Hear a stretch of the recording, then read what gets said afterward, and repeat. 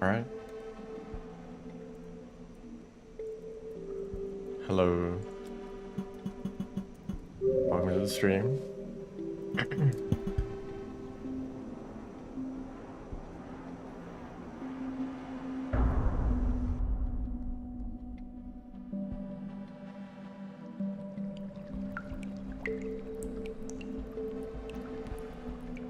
Is the game a bit loud? It might be.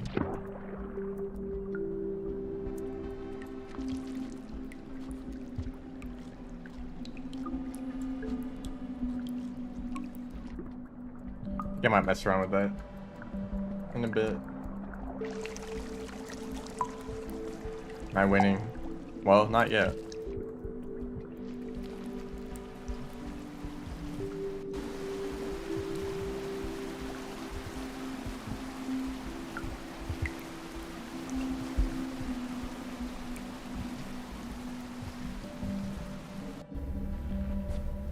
What was that jump off the pole? What the heck?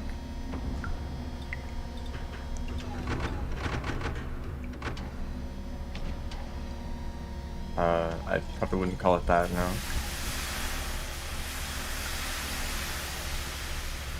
Is YouTube being stupid?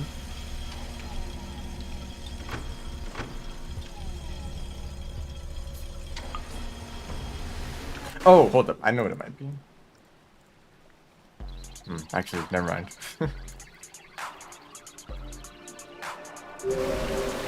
This room is really loud. For some reason.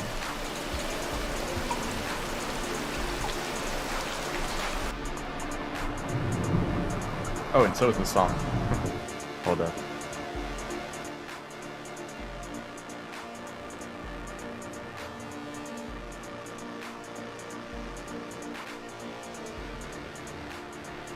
Okay. My headphones have been really weird recently. Where the left side and the right side aren't balanced correctly. Unless I adjust the volume a lot. So I might need to like increase the volume really high for them to be balanced. Pretty annoying.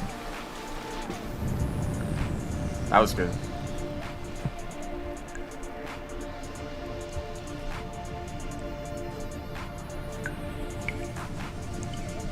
Just slip off the pole.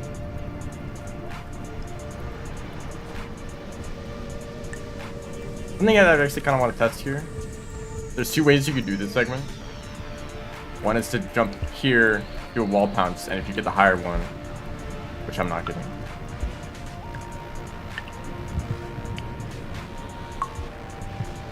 There we go. Then you can do that.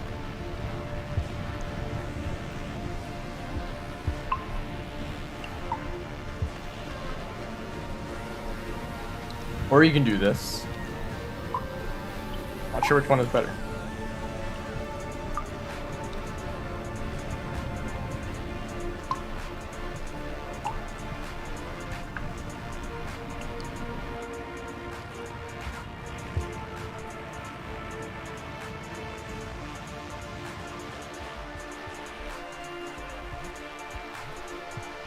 Gosh.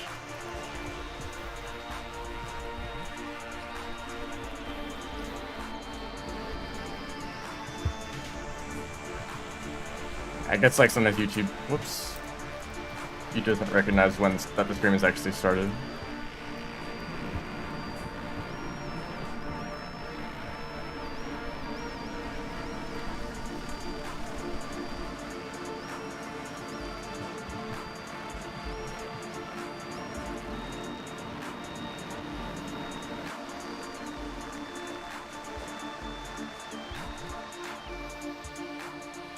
Don't go in there.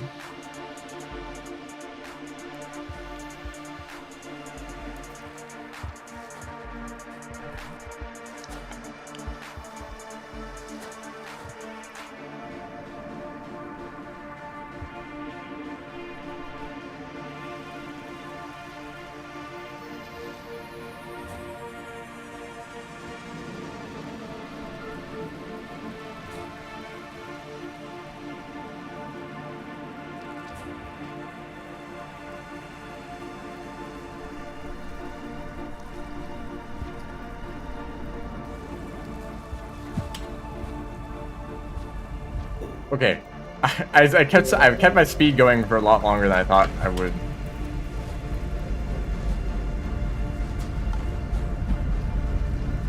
Whoops.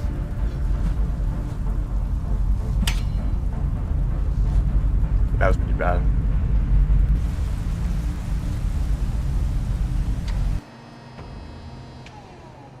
Just stopping the rain so it's not horribly loud. I feel like I need to change the volume around, even though I don't think I've touched it.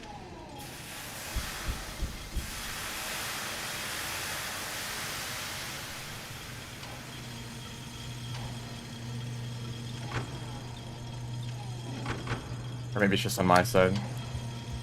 Hello, welcome to the stream. Oh yeah, wait for the shelter to open up first.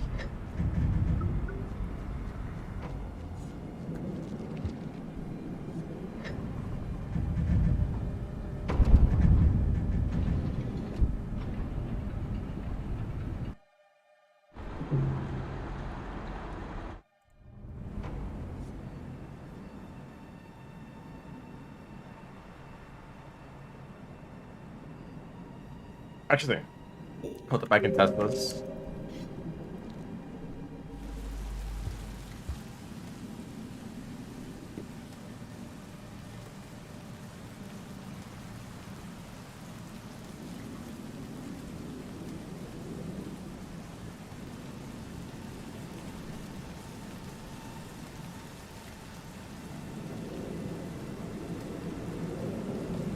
Okay, hopefully that's fine. Let me know if I need to adjust the volume more.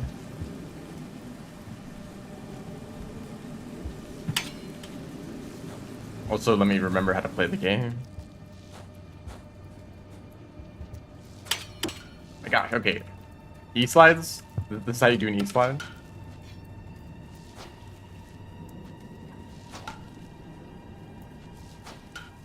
Yeah. Really make sure I figure that out.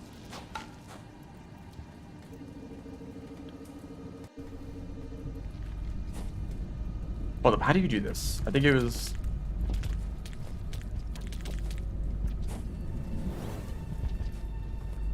like, because normally you would go up here, and then grab form would be right here, and you would grab them and go up, but sometimes they're not.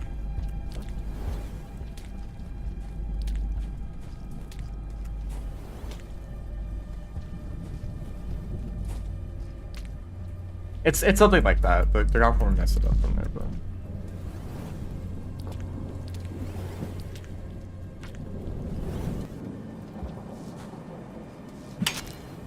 seriously, why can I not do them today?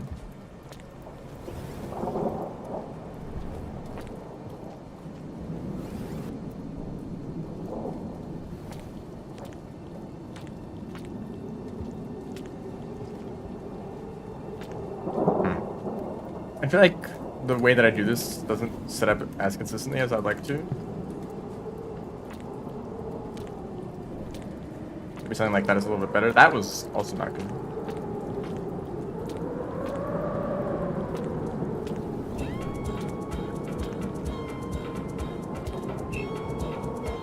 Garbage waste. I think it's just the volume of the song keeps changing dramatically.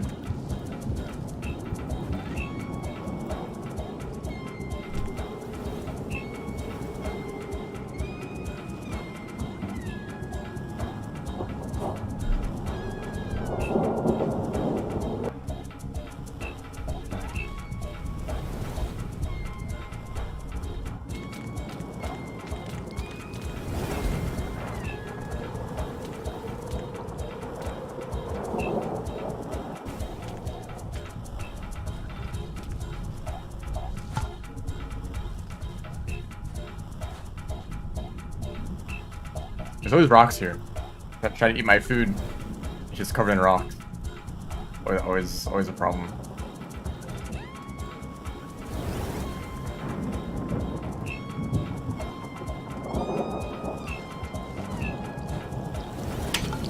Seriously, what is this?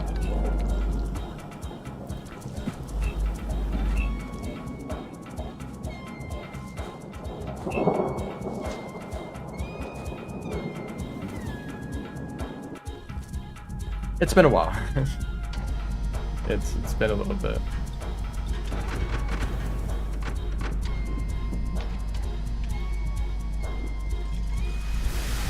Speedrunning Rivulet, but I forgot all the movement tech.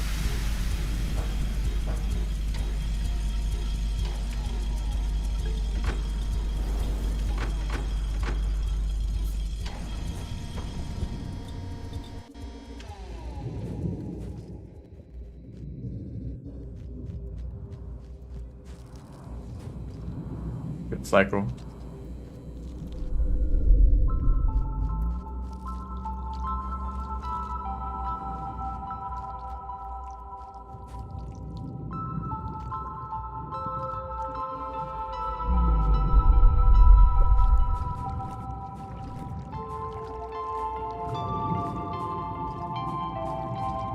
Challenge, get out of the pit. Oh my gosh. There's like no solid ground there that you can actually jump off of.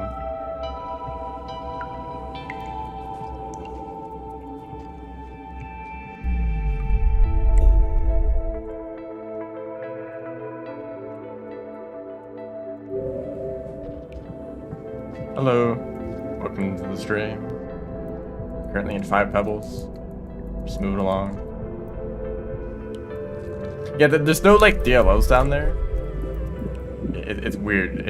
I don't really know what's up with that, but they can't kill you, but it will like. It doesn't grab you. It's just that you can't get out of it.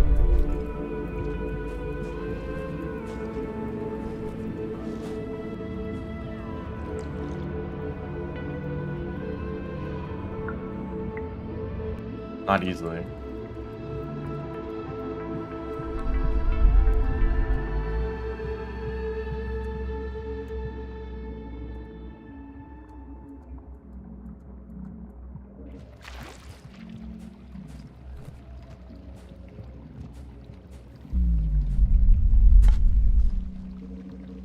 That's good timing.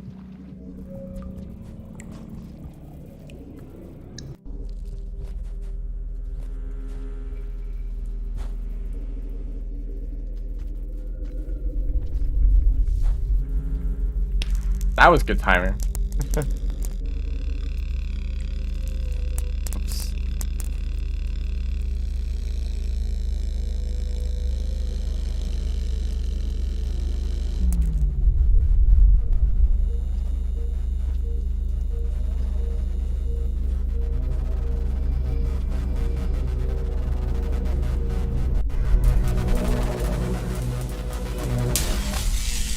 It all kind of worked out.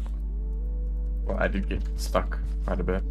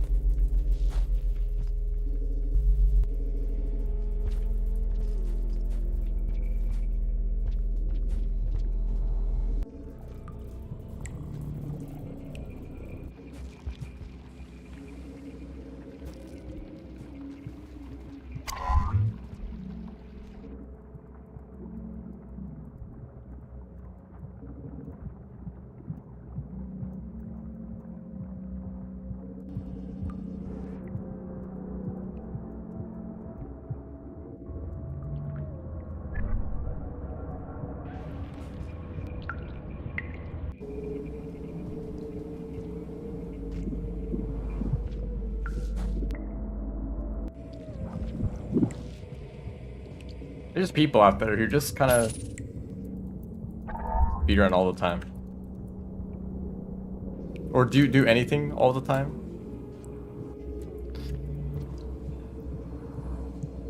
Kind of amazes me.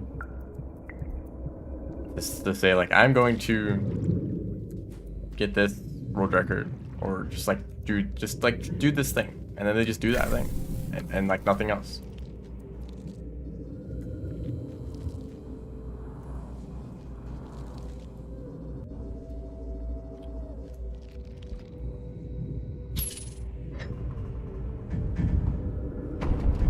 Shader death bomb.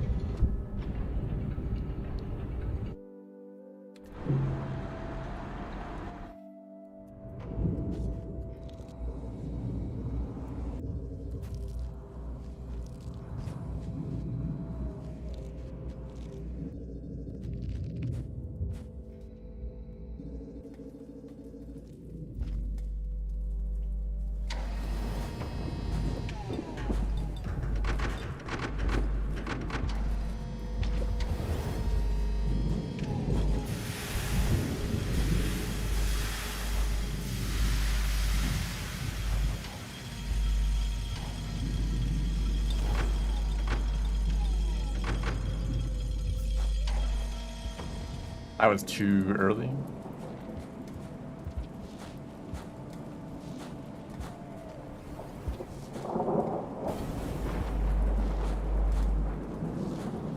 Also, I did check out that trailer for that game. I forget what it's called, like, or even how to say it if I didn't know what it was called. But it does look very interesting.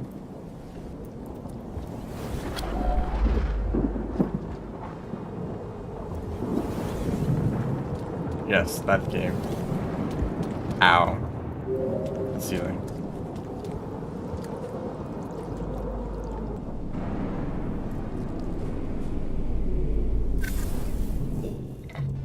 No, I died. Come on, man.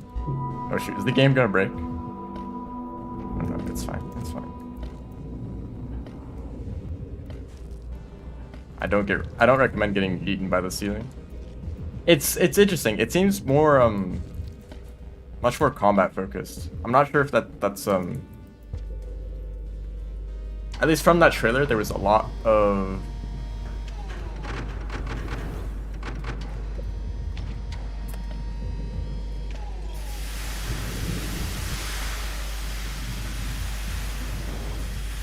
never mind.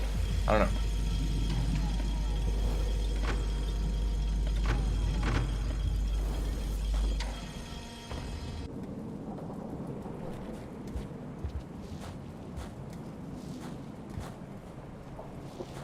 Very atmospheric, though.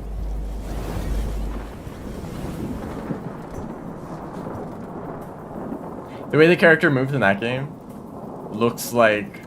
Here, I'll do a... It looks like doing this. This is how that character moves.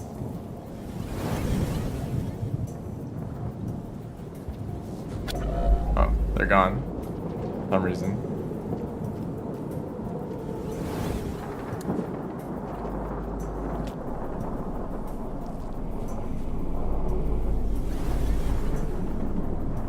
So I'm not sure how well that would translate into actual gameplay. Hopefully it'll work out well.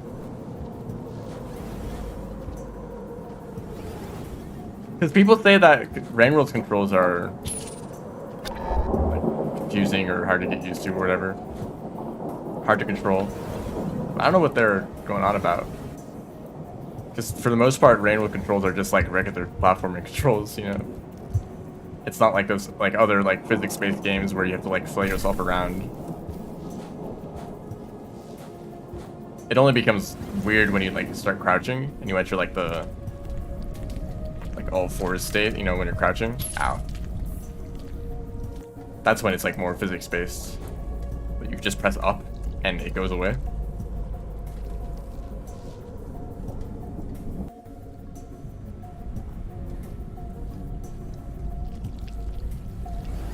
I'm getting eaten. I'm not. I am.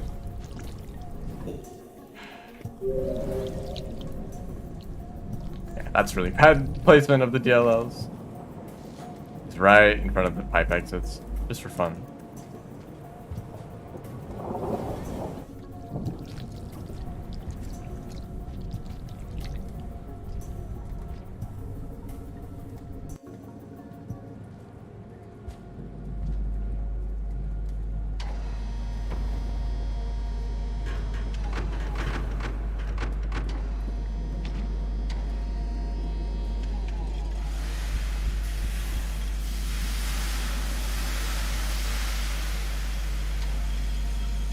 There's this thing that I know very little about, so I'm not going to go too deep into it. But people tend to weigh their more recent experiences more than previous experiences. Whoops. So if like looking at a single day, maybe like a bunch of bad stuff happens and it's like not great. But if the end of the day is good, then you may look back on that day and be like, oh yeah, that was a good day. Because you remember what happened at the end more so than what happened at the beginning. I mean, maybe if something really horrible happened, you would definitely consider that still, but you know, and in like short-term things, it's like You know, if the end of an experience is good, then you remember the whole thing as being good, because that's the last thing that you remember from it. Where was I going with this? So for games like Rain World, you know, the first few hours may be really not great. Maybe a lot of like being lost and dying a ton. But then eventually you figure things out and you get to explore and experience all the crazy stuff. And you look back at Rain World and you're like, that's a crazy game. And you forget that first part of, you know, struggling and being annoyed at it. And if you were to stop playing the game at that point, that's what you'd remember the game as. You would remember the game as that really annoying game with hard controls and creatures that just kill you off screen, right?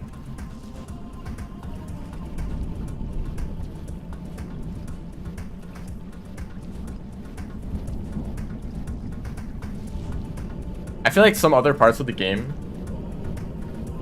like your first experience with the game, is still really important. And people kind of forget about that when they're talking about Rain World. And I mean, no, they don't forget about that at all. Everyone says it in reviews. They're like, yeah, this game like sucks at the beginning. Or, not that it sucks, but it's like hard to get used to. It's hard to adapt. I really want to figure out if there's a way to get this, because it really feels like it's random whether you get the high wall bounce or the low wall bounce. That was the low wall bounce, and I jumped right into the raw, right? And that was the high one, and I'm totally fine. What did I do differently? Anyway, I think the structure of Rain World is really interesting. It's fun to explore. The fact that the world is so open, you can just kind of wander around wherever you'd like. When it comes to actually completing the objectives, the game, it's maybe not great. Because you could totally just go in the wrong direction. You can go straight to drainage system and then filtration, and now you're at the very end of the game, but you shouldn't be there, so you kind of wander around, and it's super difficult, so you die a lot, and you might not be able to get out. And if you can't get out, then you're going to end up in Shoreline, so good luck getting out of there. I'm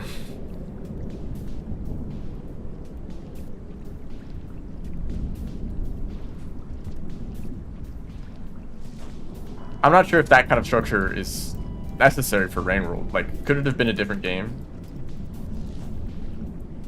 and still be the way it is, you know? Could have been maybe a little bit more linear, where your only option is to go straight to, like, what if your karma could not go up? Let's say hypothetically your karma level was locked at level 1, and the only gates that you could go to was like industrial and garbage waste, and you know, all those were like karma level 1 gates. And you meet Moon, and your karma level goes up to level 2. Now you can go do the gates that lead you to Pebbles, and then your karma goes to 3, and then you can go to the end, right? What if it worked like that? I feel like you'd roughly get the same experience, because that's the experience that someone would have if they just happened to go to those regions in that order, which is the intended way to get to play the game, right? If you follow the Overseer. The difference is that you would just be blocked off at some points. Like, I wonder what's over here. Oh, I'm not supposed to go there yet. Is that worse than actually being able to go there, having freedom, but then ending up in an area that really sucks?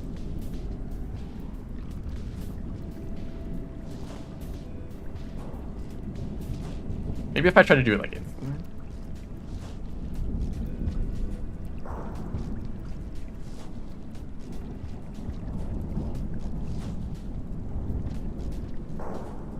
But also, Rain World isn't like most video games. It's just, you know, you're just in this world. Why would there be a set path that you're supposed to take? Why would the gates be lined up? I guess why are the gates the way they are? Like, why are the difficult regions have higher karma requirements than others? I guess that's kind of arbitrary.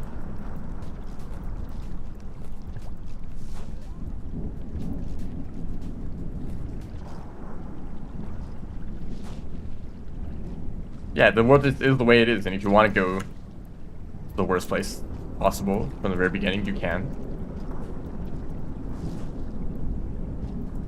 So that's cool, but I think for another game, you know, just taking another approach, but still trying to make it really unique. Maybe I shouldn't think of that game as... I'm gonna hate that the name is something that I can't even think of how to say it, and I know that if I were to try to say it, it would sound stupid. I'll figure it out eventually, but it's not supposed to be. It's not trying to be Rain World. I don't even think it was inspired by Rain World. It was inspired by a bunch of games, and then just happened to be end up like Rain World. It's like a crab, but you know, it's not trying to be Rain World. But a lot of Rain World fans are gonna look at it and be like, hey, it's just like that other game that I really like.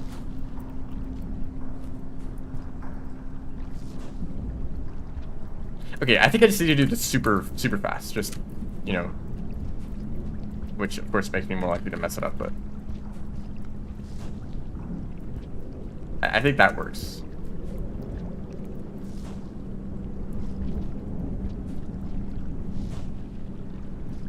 No, just kidding. Also, hello. Welcome to the stream. Sorry, I'm a bit distracted talking about stuff.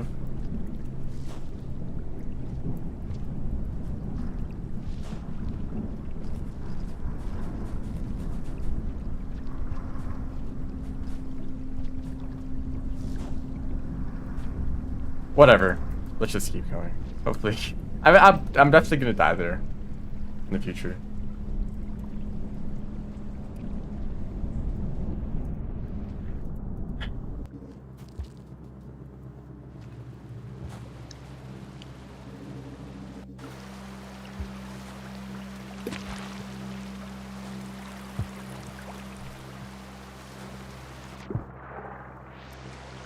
And the strategy in this room, I'm not a huge fan of.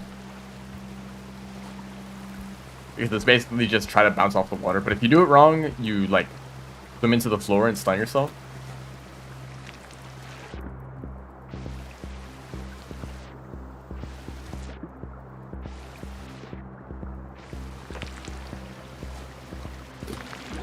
Yeah, what did I do there? That was pretty good. Nope, didn't work that time. Okay.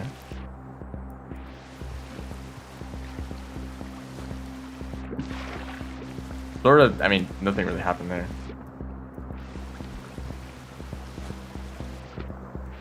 Did not work at all that time.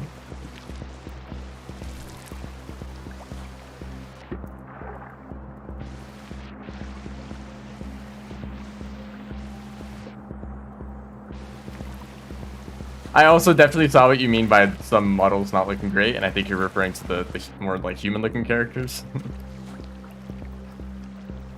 Maybe they're not even like people, maybe they're like statues or something, or like projections, but they definitely look kind of off compared to everything else.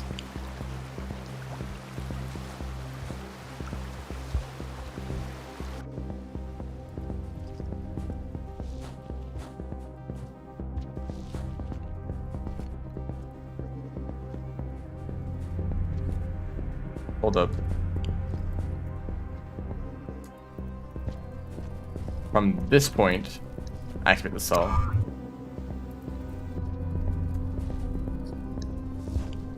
Hello.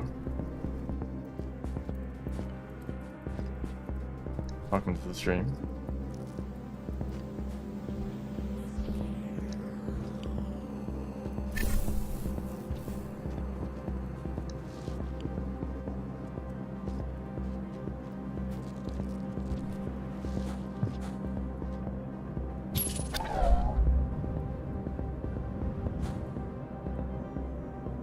New genre, slug-like games, slug-type games.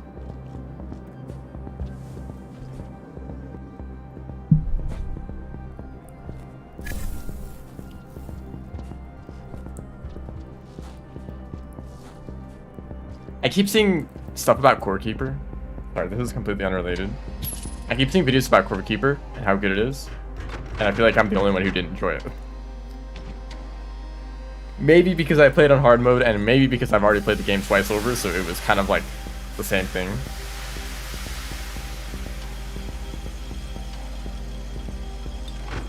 But also for a game like that, I feel like replay value would be a big part of it, especially since it also has separate classes, and it recently added new classes, and it's like, oh cool, this is a new way to experience the game. Because when I played it before, the mage and the warlock, I think the warlock is what they call like the summoning class. Those were not in the game. I was like, oh cool, this is like, I can play the game again and play a new class. No, wrong direction. Come on, man. It literally is just 50-50 which direction you go here. I was like, oh, there's magic now. Let's try that out. And it was like, okay, the summoning class is like even less developed. I have a feeling that summoning is not really meant to be a class, but more of a support to whatever build you're already doing. Although there were entire like sets of equipment that were designed around increasing the damage of your minions and such. So I don't know. It felt more like I could do like a magic build and then summon some guys on top of that, instead of just like focusing entirely on summoning.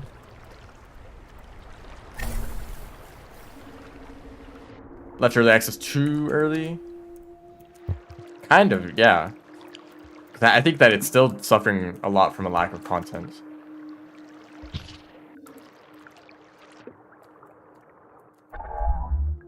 Just like variety. I think so the game is kind of comprised of eight different areas, I believe. No, 9 areas. No, it is 8. There's basically like the starter biome, which is in the very middle of the world. That's where you start the game. It's like the basic area, you know. Got your slimes and such. And there's 2 biomes that are next to that are like, this is like the early game, right?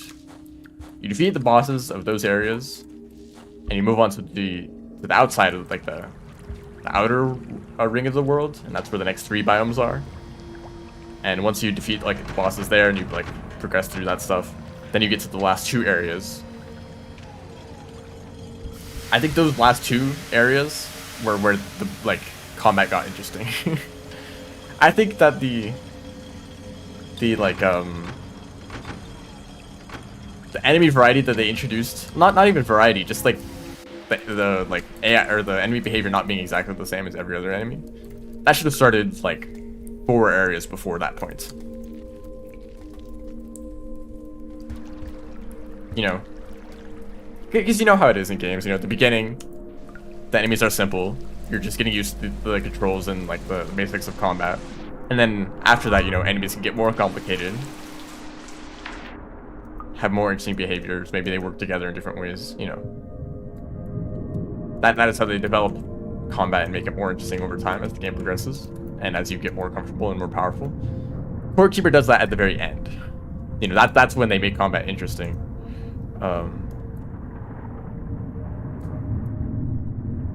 Maybe I'm just nitpicking. I don't know. But I feel like there's like a handful of basic enemy archetypes that you can see repeated across the entire game. Like there's slimes. Okay. And you know, everyone, oh shoot, I hate this. Oh, we're fine. I got lucky. So there's slimes, right? Slimes will like wander around, and when they see you, they move towards you. And they jump at you, and that's their attack, right? And every area has a slime, and they're all exactly the same. Except which status effect they inflict when they hit you. So a good like 10% of the like enemies in the game, maybe more than that, they're all the same. They're all just slimes. One of the slimes like slides after it jumps at you, and then inflicts the worst status effect in the game. So that one's the worst by far, but the rest of them are basically the same. Then there's your basic melee enemy. They approach you, they swing at you, and then there's a cooldown, and then they swing at you again, and that's it. Every area, or most areas, have an enemy like that. So, and then there's an enemy that's like ranged. You know, they stay at a distance and they shoot at you every once in a while.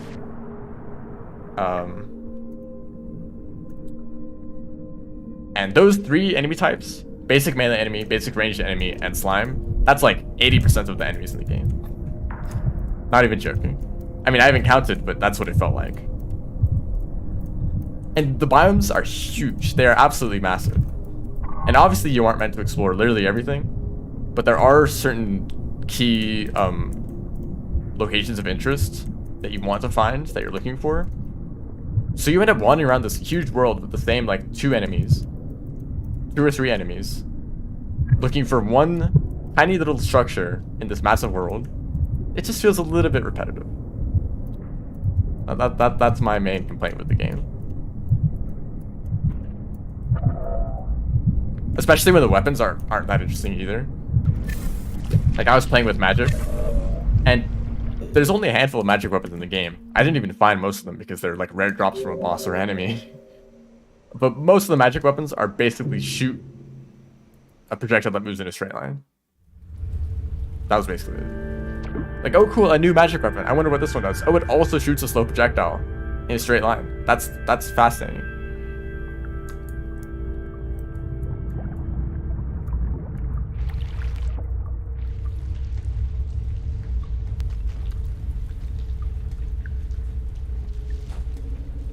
It kind of feels like a game where combat is not the main focus. Which is weird because combat is one of the main focuses of the game. It's like Stardew Valley, you know? Like, no one is complaining about Stardew having bad combat because who cares about that? I mean, obviously combat is a part of the game, but it's just like a little like mini game on the side as you like collect resources for your farm or whatever, you know? But like, this is like, combat is like the main thing that you're doing in Core Keeper. Yeah, the mechanics are super simple. Like swords, there's like 20 swords in the game, and they all do the same thing. They just swing right in front of you, and like, yeah, that's what a sword does. I guess like, but I don't know. It makes it a little bit dull to like get upgrades because it's basically just increasing the damage numbers, you know.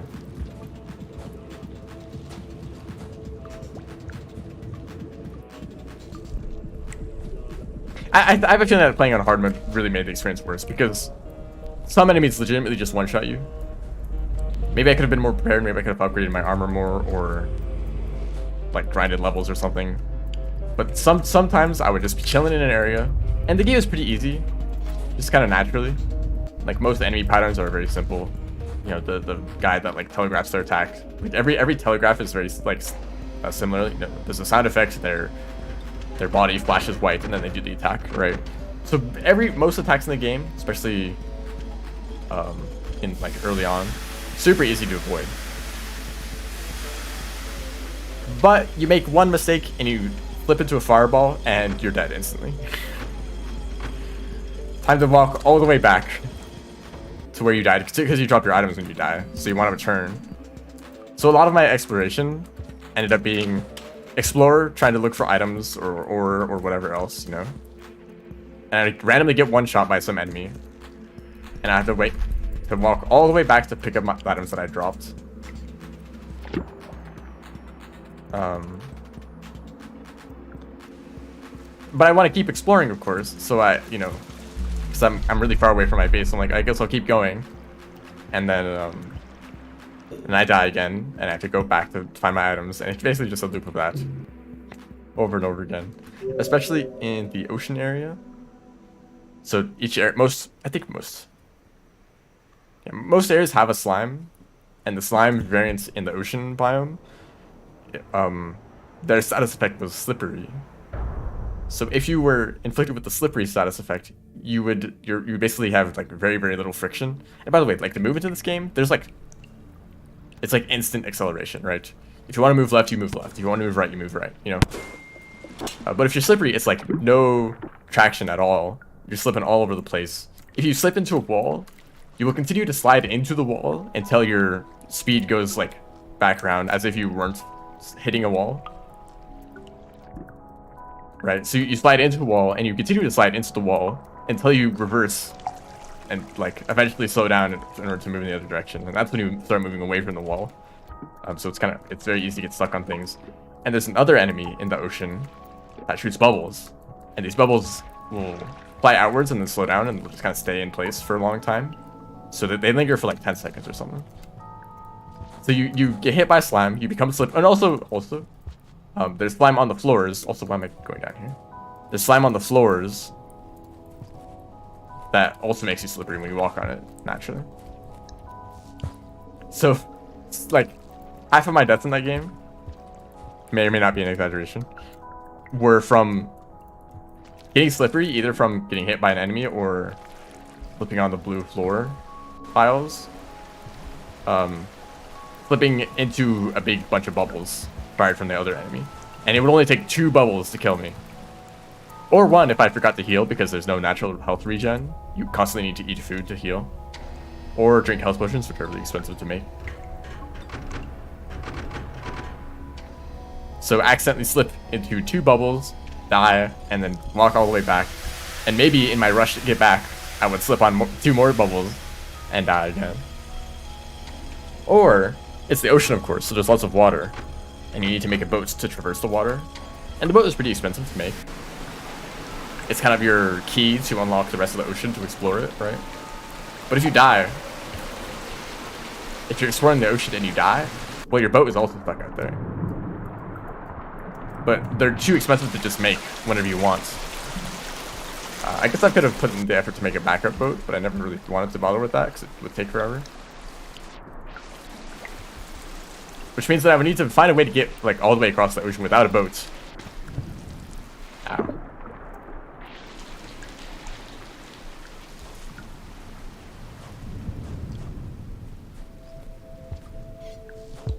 So yeah, maybe hard mode just is not great. Cause I couldn't even say the game was too difficult.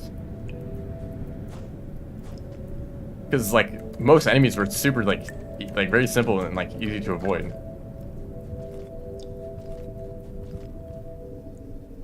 Just that like it's very punishing, you know, like one mistake was like a few minutes of walking back to that point. Hello, welcome to the stream. Sorry, I don't want to just complain about this game for the whole stream, but I feel like I need to say something because no one else is bringing this up.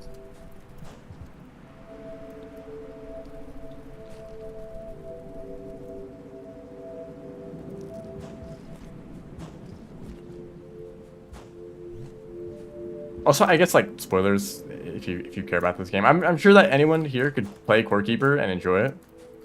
So maybe you would want to avoid spoilers. I mean, it's not like a story-focused game at all. It's like discovery, sort of exploration. It's very similar to Terraria. Anyway, there's a boss near the end of the game that you need to defeat to progress. Right? It is required. Well, actually, I don't know if it's required. You need to defeat the boss to find the location of the next boss. Whoops. I was looking for a co-op. Well, I'm not playing co-op now, sorry. This is a speedrun.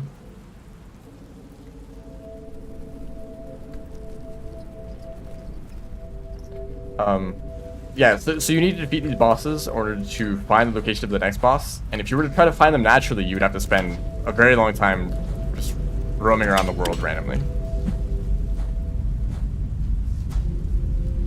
So it basically is required. And I'm not sure if you can even fight the boss. How am I so fast? I'm playing Rivulet. A very fast character. Anyway, the previous boss... Actually, the previous boss was also annoying. But, you know, the last main required boss for progression... I'm talking about Core Keeper, by the way. If you joined this recently, but, They were really annoying, too. Because they have this attack where they shoot these homing projectiles at you, and they accelerate. And they have like perfect tracking. Like you can't dodge them, you have to outrun them. And they accelerate to faster than your running speed, unless you use a ton of like movement speed buffs. And if you attack, you stop moving. So you can't attack the boss while you're running away from these homing projectiles. And you spend the whole fight running circles around the arena, running from these homing projectiles. And the moment the projectiles disappear and you are ready to attack the boss, they shoot them out again. And then that's another like 30 seconds of running around the arena. Maybe not 30 seconds, maybe like 15 seconds. But like that much time of running around the arena, dodging these projectiles, you can't shoot. Anyway, that was kind of an annoying fight. But after that, you know, I felt like I was pretty powerful at that point. My build was kind of centered around this magic weapon that I had.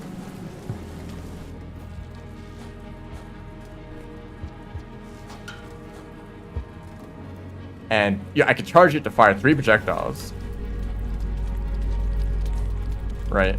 And my mana regen wasn't great, so it was more efficient to charge, because one charge shot used the same mana as just shooting one shot normally. So it was more mana efficient to constantly charge shots and fire the burst of 3 of them. So that was my build.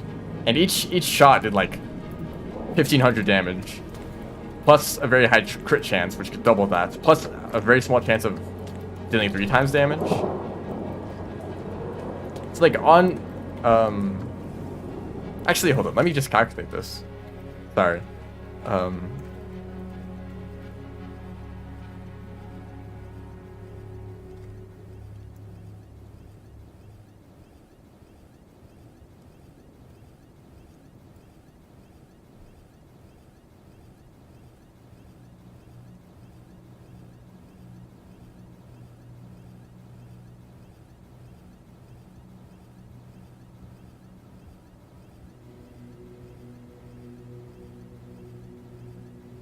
So I dealt like about 7,000 damage per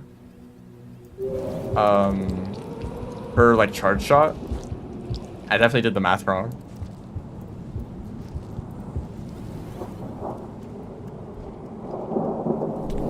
But I was like, oh, wait, this is very powerful. I'm doing like thousands of damage per like volley of projectiles. Surely this is like a pretty powerful build. I guess this next boss, he has 2 health bars. Okay. One is like a shield and one is their actual health bar. And when you deplete the shield completely, they become stunned for like 10 seconds and you can take down the real health bar, right? And then once the real health bar is gone, you win the fight, right? It took like, just depleting the shield, their first health bar, right? That took like the length of the whole boss fight. So by the time I broke down their shield one time, I had felt like I had already completed the whole boss fight. But then they become stunned and I damaged them, and I dealt less than 1/5 of their health bar. So I had to do that whole cycle like 6 times of taking down the whole shield, which took like several minutes, dealing like a little bit of the real health bar and just repeating the whole process over. And if I took damage twice in a row, I would die. That's how much damage I was taking at that point in the game.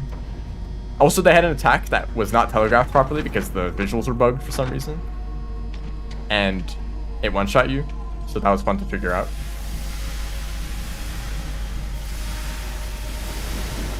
So it was a pretty easy fight. Once I learned the patterns, I did not take a single hit of damage. But if I messed up, I would die and I would have to repeat the entire thing over again. And resummoning the fight would also take like several minutes because of the way they work.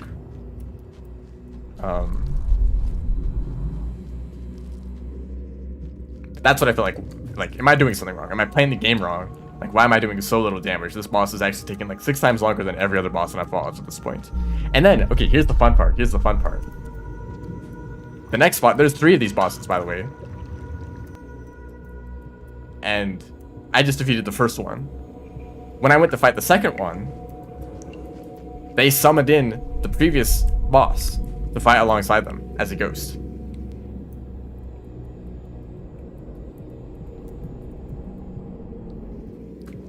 And that meant twice as many attacks to dodge, including the attack that one-shots you if you mess up, which I can't see properly because the visuals are bugged.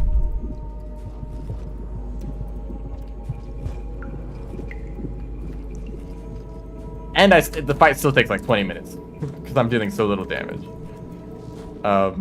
At that point, I felt like the game was like not working properly, or my build was just not functional, or maybe magic weapons were like super weak at that point in the game, and I should have just gone with the ranged build. Because I later watched another person play that part of the game, and they did like significantly more damage than me, so I think I was just doing something wrong.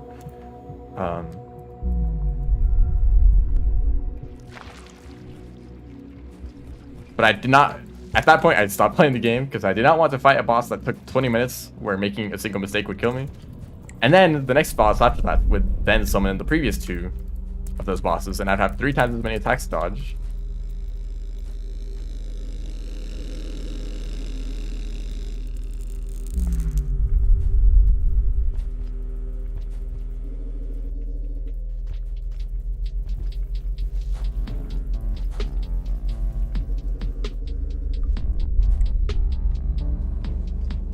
Also, when I watched other people play the game, they had like twice as much health as I did. So, you know, even if I wasn't on hard mode, I still was missing something, I guess. Or maybe I was just playing the game in a different way. Because a lot of videos that I see about Core Keeper are very like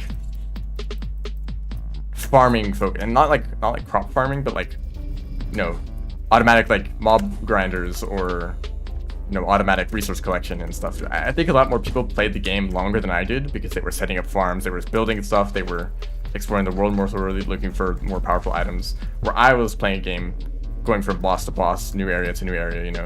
I would like explore an area, fight the boss, move on to the next area, you know. Maybe that's just not the way you're supposed to play the game. Especially not in hard mode. But I had already played through the game twice over in earlier versions of the game. So the first like handful of areas, I'd already like played through those. So I was trying to kind of get through it quickly. I wanted to see the end game content that got added recently.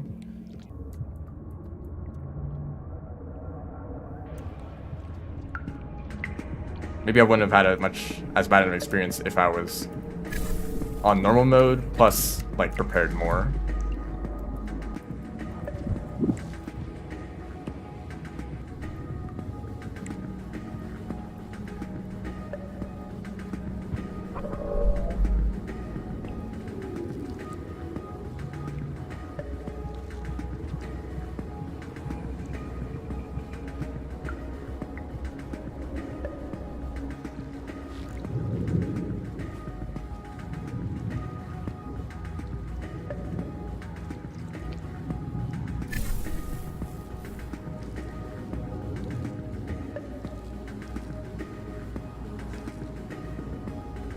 Also, I know that like a big part of the game is that it's top down.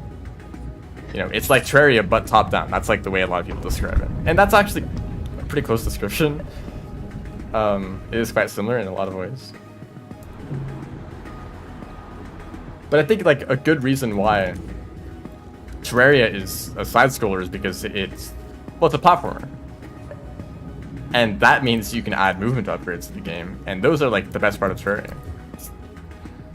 Like something really nice about Terraria progression is that you not only get stronger, but you also get faster. You know, you get double jumps, you get grappling hooks, you get, you know, faster running speed, you get wings eventually, you start flying around, you know.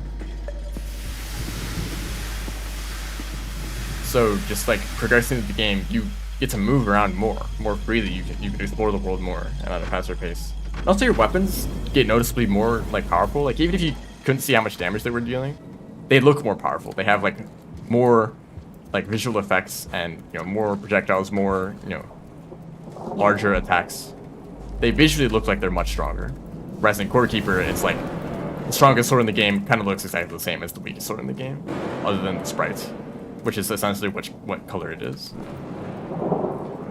You know, like the green sword is much stronger than the like gray sword.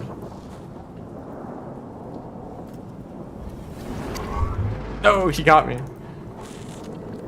That strategy didn't work. Whereas like endgame Terraria is like you have these, you know, massive swords that shoot out laser beams.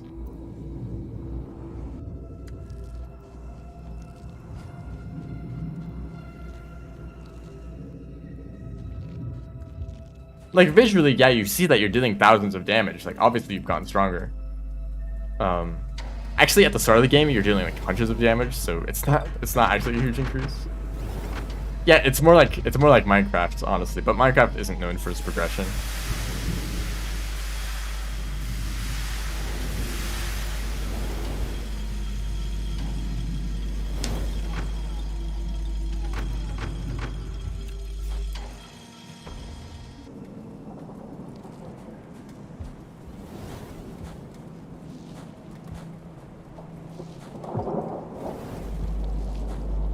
Better than railroad progression.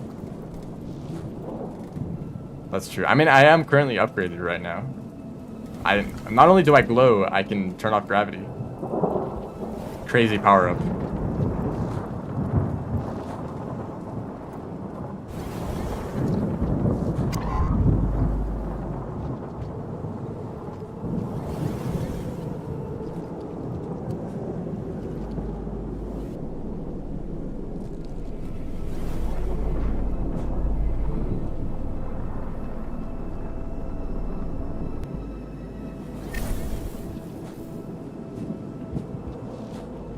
The problem is that with Core Keeper, that is the game. The game is progression. It's about like exploring new areas and getting upgrades to your equipment. It's just that they don't actually feel like significant upgrades at all. And combat mostly stays the same for the entire game. And you also don't get any movement upgrades. Like the most that you get is maybe an accessory that lets you dash, which is like slightly increased movement speed and like the ability to dodge. Or like a stronger food item that lets you, that like buffs your movement speed by 20% instead of by like 10%. That's your movement upgrades in that game.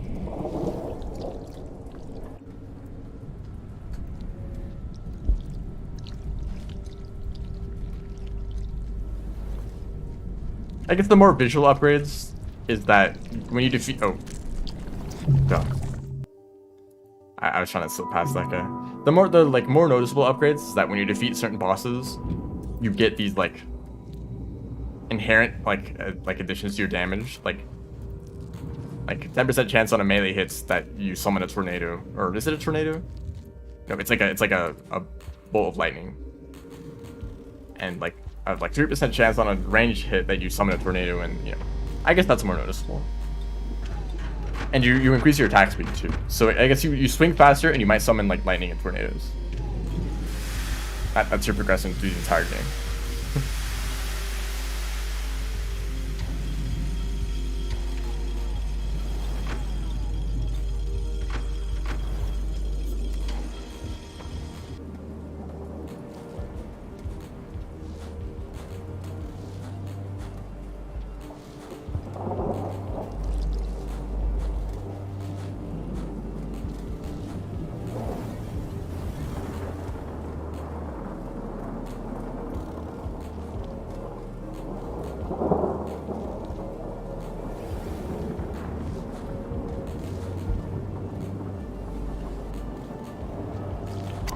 See, it doesn't work most of the time.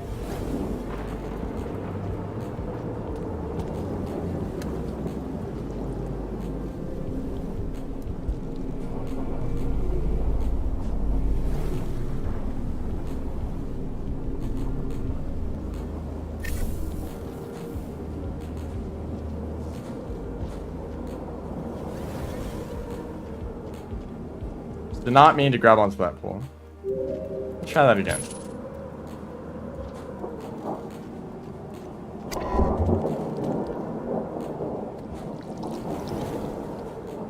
Actually, really bad timing if they didn't fall to their death. I guess it would have been better to go up.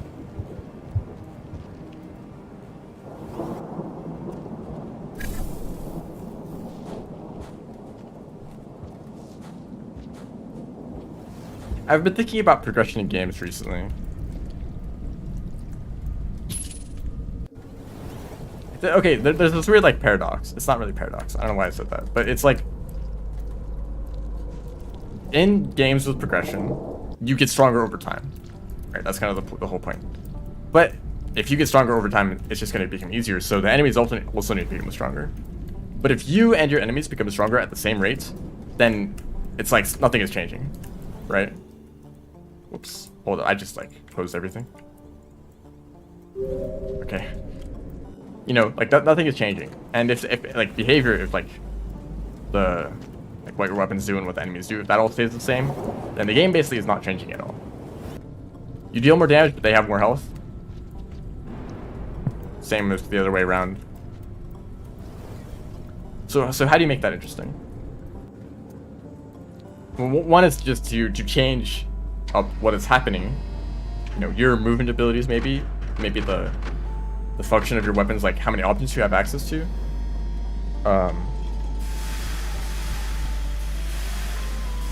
The enemies, like they get more complex behaviors, they're harder to dodge, maybe there's more of them.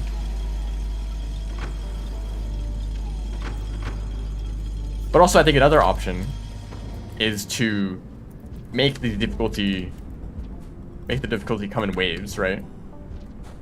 So maybe enemies get a lot stronger before you do, right? So you enter a new area and suddenly the enemies are much stronger. You know, they have more health, they have more complicated attacks, and suddenly like there's a bit of a difficulty spike. So you kind of need to struggle through this, you know, challenging area until you can upgrade your equipment, and then you are strong enough to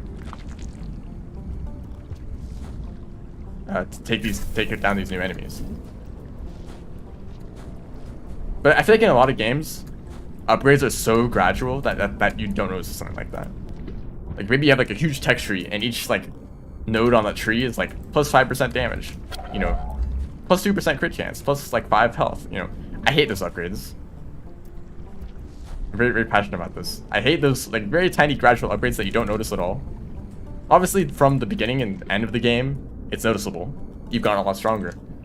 But you never feel that you're getting stronger. It's all so gradual.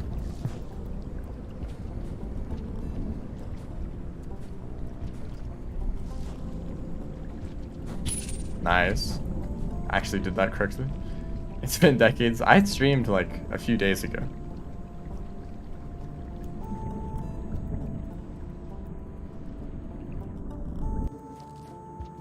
Probably mean that it's been a while since you watched the stream. In which case, welcome back.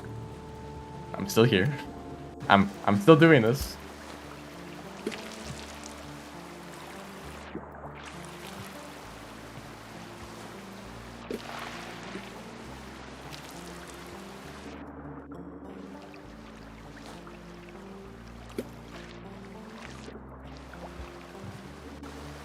Yeah, that too, you know. Maybe there is a like set of like there's a intended path of progression and then like a shortcut path. But if you take the shortcut, you're going to be under-leveled.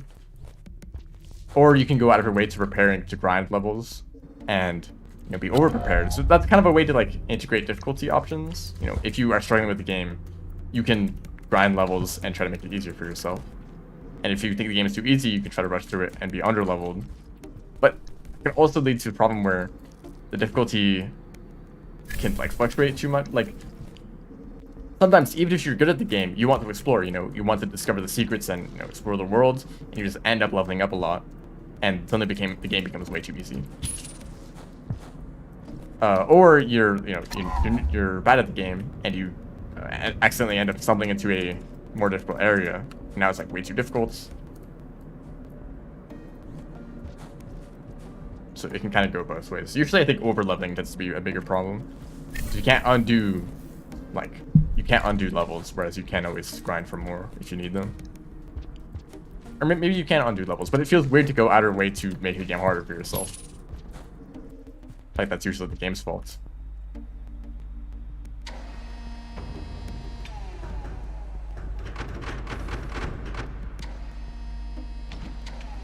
But I think having to grind for levels because you're not strong enough, that is usually kind of boring.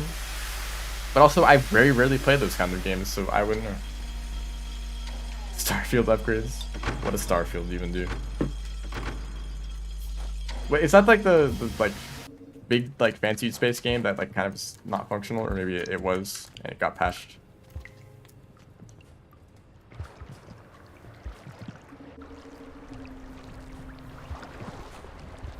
Yeah, I think it's that game. Dude, I've only watched one video about the game, and it was very. It's very fun. I'm not sure if that was because the game was good or because the streamer was good. He was playing the game, and they made it funny.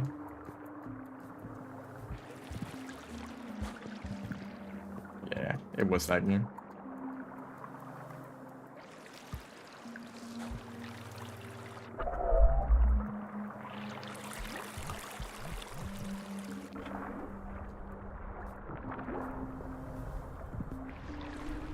Whoa. See, that's a huge jump. I just got out of nowhere.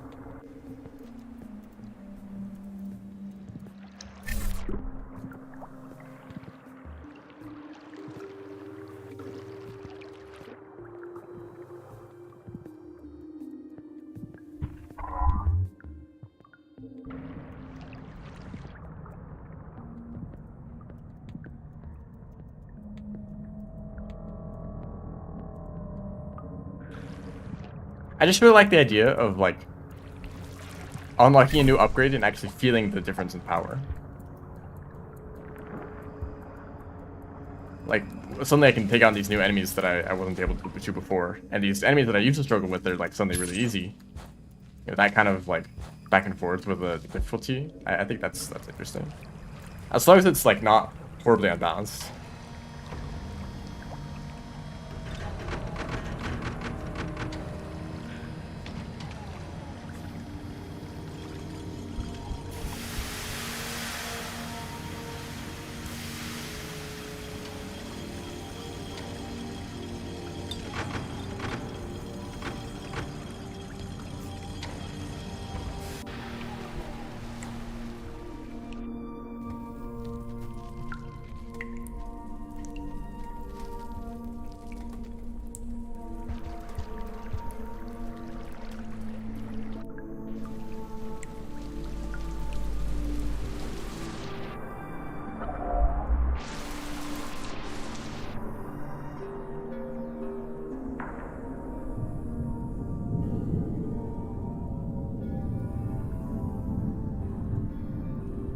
Yeah, whenever a game starts and it has difficulty options, like, how am I supposed to know how hard the game is before I even played it?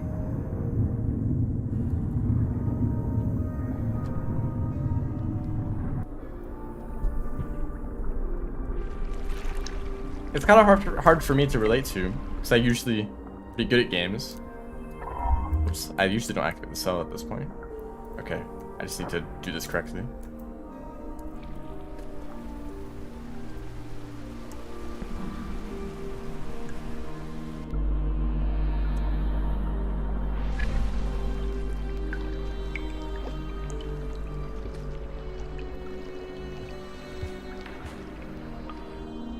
But I guess with like Core Keeper, I shouldn't have picked the hard difficulty in that case. But it's like I was prepared for it. Like I had already played the game before.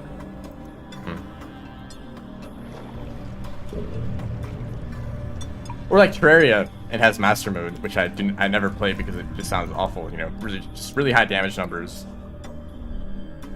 Or it kind of forces you to like cheese some bosses if possible, but. You know, I think Expert Mode is a lot more balanced, and it still adds the new content.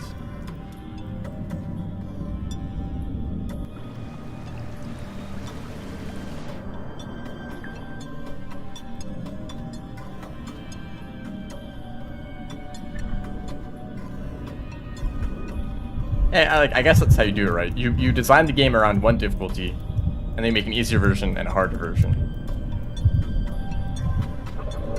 But if it's very mechanically complex, then you're gonna have to do a lot to make the easy mode actually easy. Because even if like the damage numbers are lower, it's gonna be hard for an inexperienced player to get used to the just complexity of the game, you know. There's still that barrier of entry. Or you're just like, it becomes so easy that you're kind of just like autopiloting through the whole thing. Not autopilot, but like you're just kind of getting carried along through the whole thing. Like, okay, like here's like infinite revives and like nothing does damage, and you know, like you might be like making mistakes constantly and like barely understanding the like challenges that the game is throwing at you, but you're still getting pushed along anyway.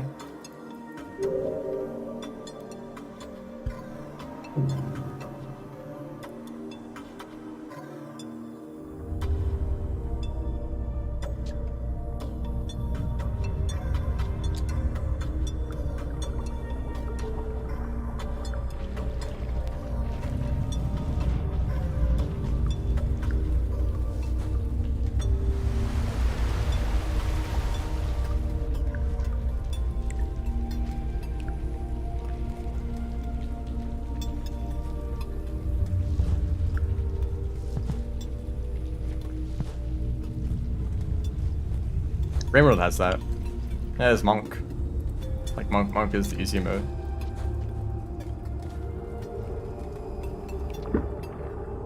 I feel like a lot of people don't recommend Monk, right? They're like, play Survivor, that's the intended experience, right? I feel like you don't lose that much by playing Monk.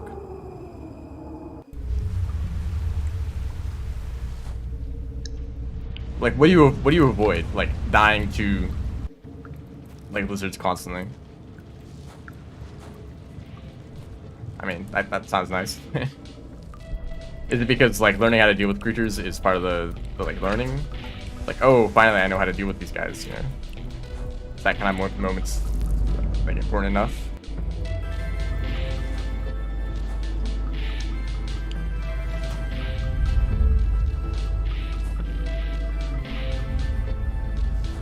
Like if you want to explore the world and not worry too much about, you know, creatures that are trying to kill you, or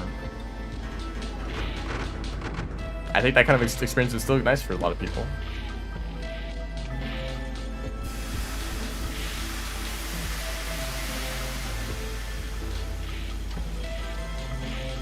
I suppose the point is that you're supposed to suffer. You're supposed to experience the difficulty of being in a world that isn't meant for you, trying to survive. But also it's like still a video game, and if you just don't enjoy that, then why would you want to keep playing?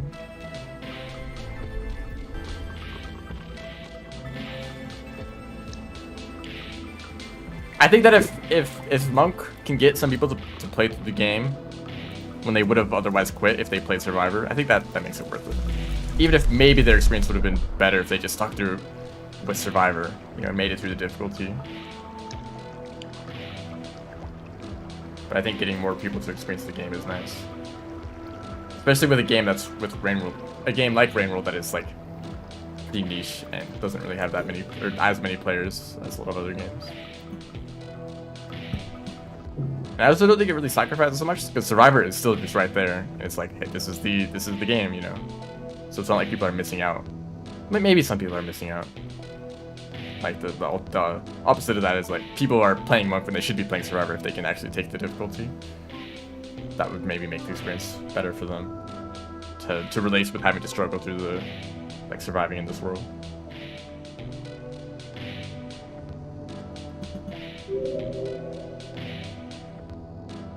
Should I try real runs? I kind of don't want to. Maybe I'll just I'll keep the karma requirements off.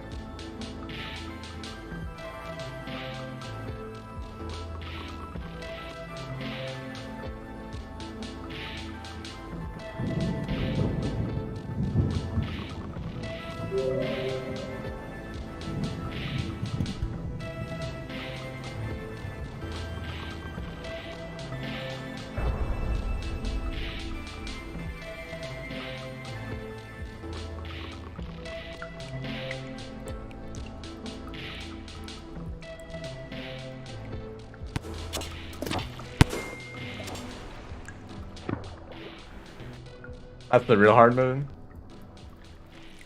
Deciding to keep slug pups with you. See, that kind of thing is nice. Like an optional challenge that, you know, makes the game more difficult. But you don't need to engage. I guess it's kind of sad that if you choose to not engage with slug pups. Like, I'll just leave them there. I think those kind of systems are my preferred form of difficulty. Choosing to opt into hard mode essentially, but during gameplay, you know, naturally. As you have like a better sense for what the gameplay is actually like. And what exactly the challenge is. Because, you know, a hard mode doesn't really describe everything. It might just increase the damage numbers and, you know, enemies have more health, they deal more damage. Maybe they attack faster, or it could be, you know, a complete rework of the whole game, you know, enemies with like new behavior and enemies dropping new items potentially.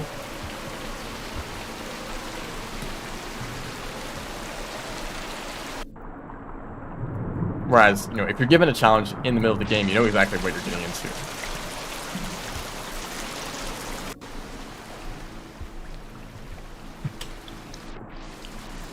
And if you try it out and you don't enjoy it, then you can just like not continue with it. Get out of the way.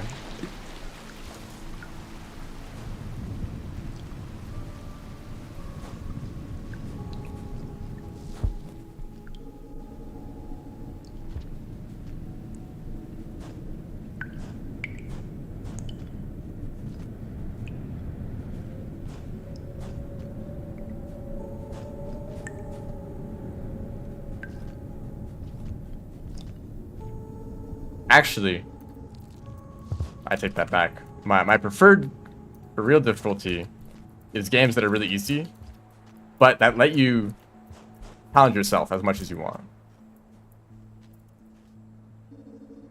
Basically, have a high skill ceiling, but a low skill floor. So it's like pretty easy to get through if you just want to do that. That's your only goal. But if you want to see like how fast can I go, or can I limit myself in these ways, or you know, I think that's always nice. Okay.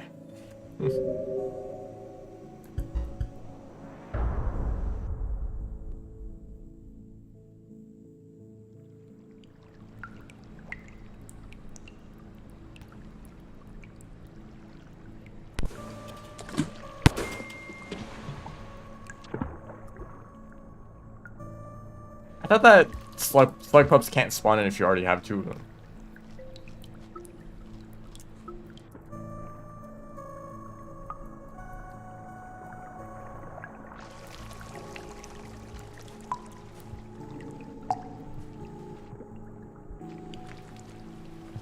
Like, World is not difficult to me anymore. If I want to go beat the game, I can just do that. Like, obviously, I still end up dying a lot when speedrunning, but, you know, that's, like, trading, like trying to survive with, like, trying to go fast. So, if I want to slow down, I could, like, prioritize Survivor more and just try to beat the game, and that'd be fairly easy. I could, like, probably just go do that.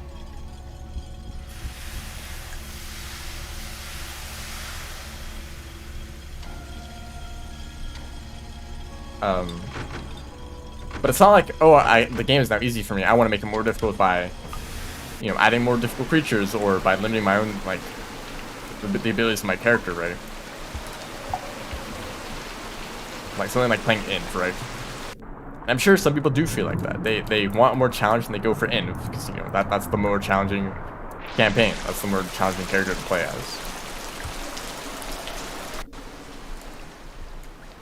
But I would rather stick with the easy ones and see what else I can do.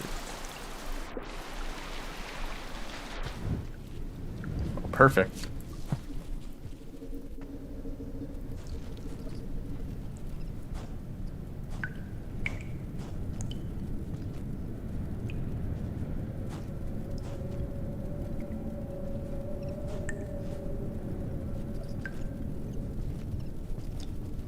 I'm not saying that I always play like really easy casual games. But sometimes I do. Sometimes there needs to be a challenge there from the start. Like Celeste, for example. It is like kind of a difficult game from the start. It's not too bad. It's approachable. And if you want, when you beat the base game, you can just like keep playing it more, like with speedrunning, or like collecting all the strawberries. You can make the base game more challenging, or you can move on to the B sides, the C sides. You know, that is also like a way to add the challenge. But it's actually the kind of challenge that I enjoy. Maybe because the game is just really good. And it's not like an annoying kind of difficulty. It's like, it's just challenging but fair.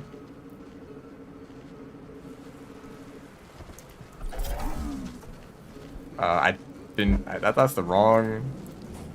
No, we're going up here now.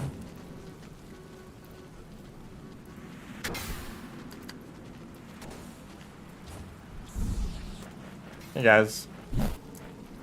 Okay, thank you. Oh damn, that's rough. New routes for that room. So Celeste is actually the kind of game that gives you both options. You could either choose to play through the easier contents in a more challenging way by speedrunning it, which the game is absolutely designed for. Or you could just play the more difficult content. Or both. You could speedrun the C sides. Or D sides. Or B sides. It's D sides are modded. Expedition with all burdens enabled? No. That's exactly the kind of challenge that I don't like. Haunted alone makes the game like unplayable. Like rooms just piling up with creatures that just block your path.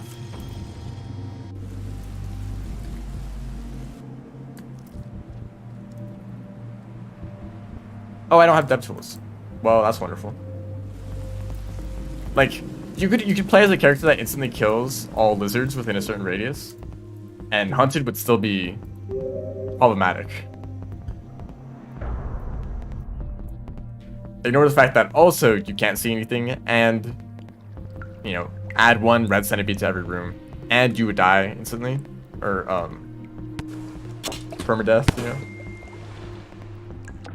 you already die instantly. You know, you can't respawn. That just does not sound like a fun experience to me. But I'm sure some people like that.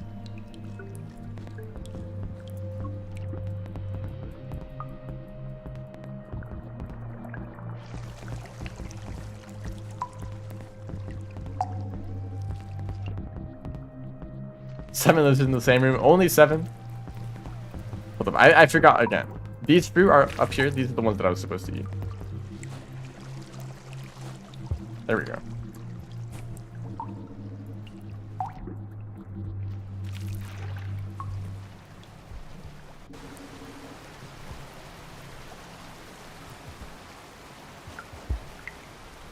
I think that's why I like games with a lot of player freedom.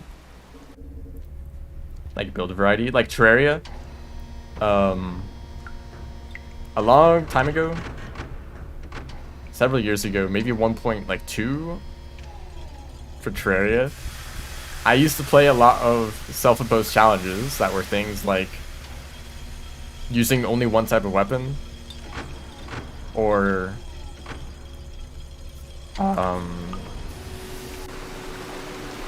some other things. Like there was a challenge where you'd have to only stay underground, or where you have to have like a fishbowl on your head the entire time.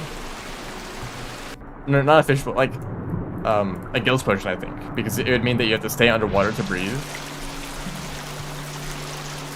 A fishbowl is how you would undo that, you know, so you're always underwater.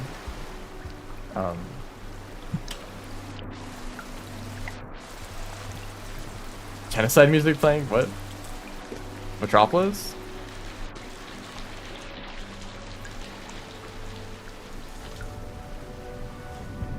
I haven't thought about it like that.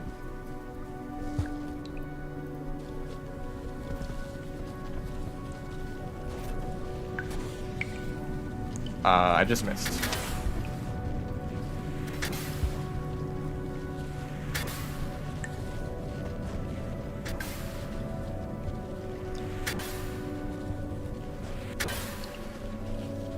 Hello.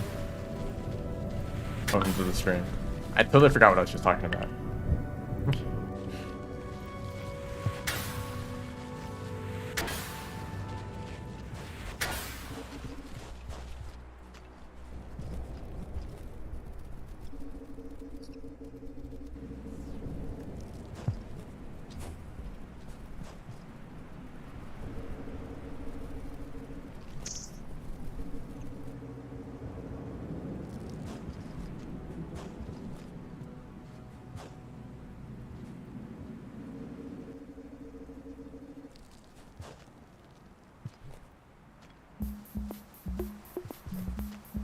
Hold up. Let me just do this again. There we go. Sometimes it's easier just to restart.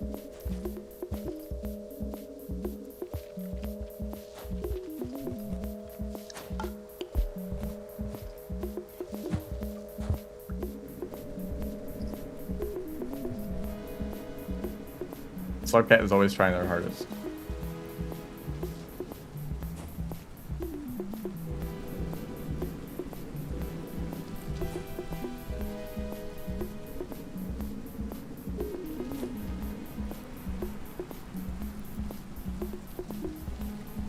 Thank you.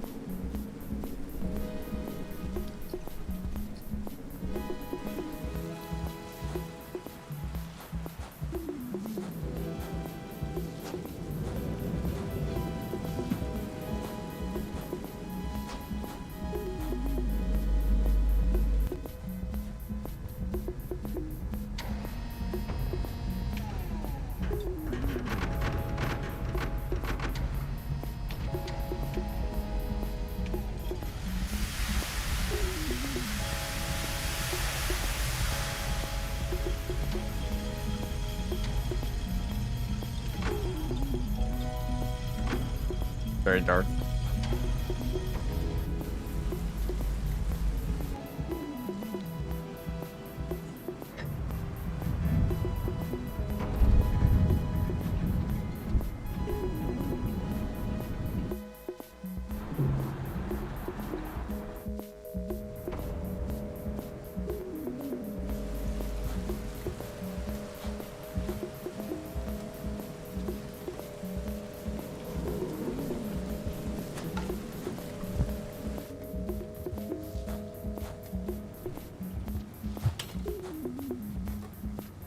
The lizards are my favorites. I'm a fan of green lizards because they're chill. And strawberries.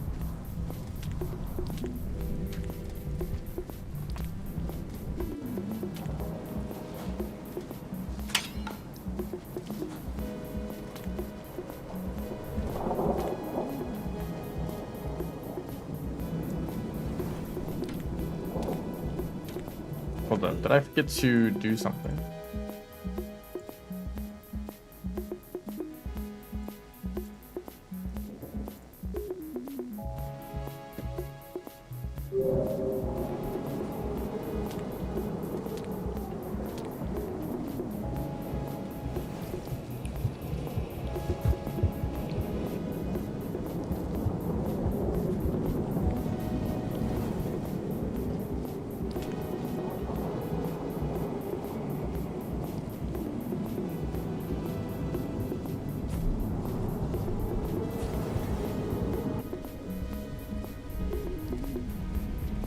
No! Too fast. Bye. Final message.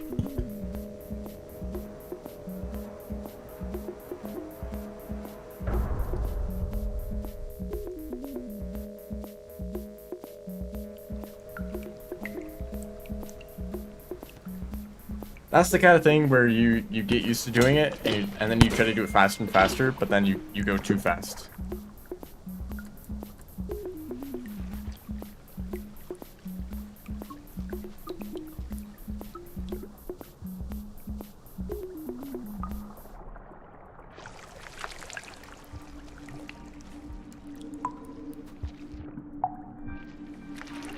I forgot food.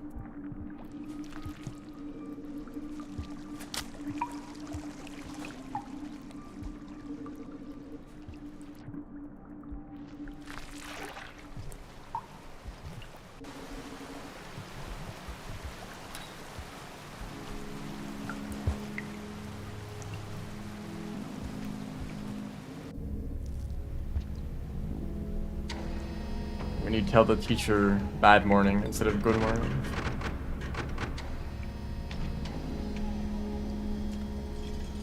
It's an agent of chaos. I think I'm slowly losing brain cells. Maybe Rainworld isn't healthy in the long term.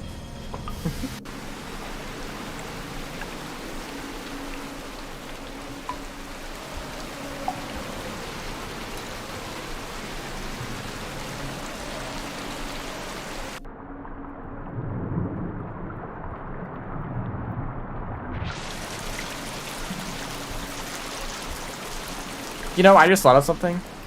All of the lizards have pretty reasonable abilities, right?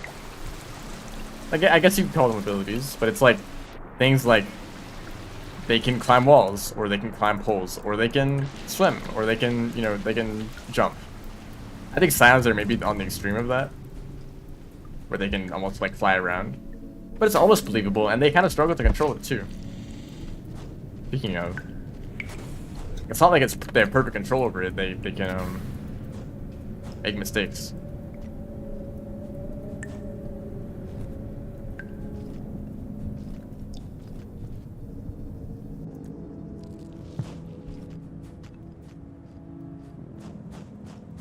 Whereas the slug cats, they have abilities and they are a little bit crazy.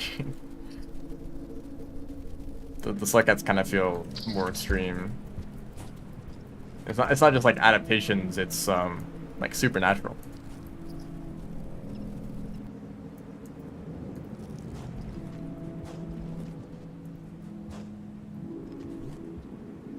Goodbye, bad fly.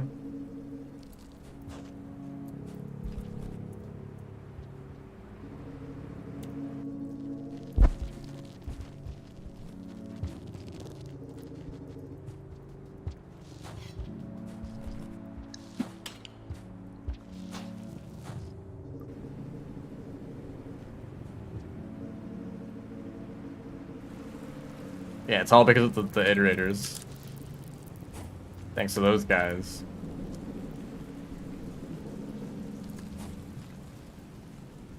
I mean, caramels have like extra legs. Really, those are helpful for jumping, yeah. But they're also a lot larger, so maybe it is strange.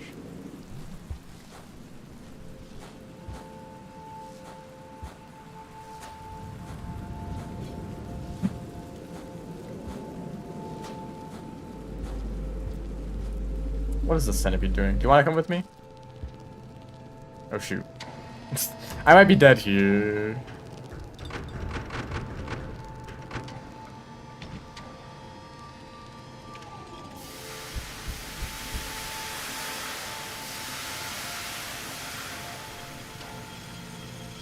Are we chill? Yeah, we're just exploring new areas together. They may be trapped in a loop forever. Maybe.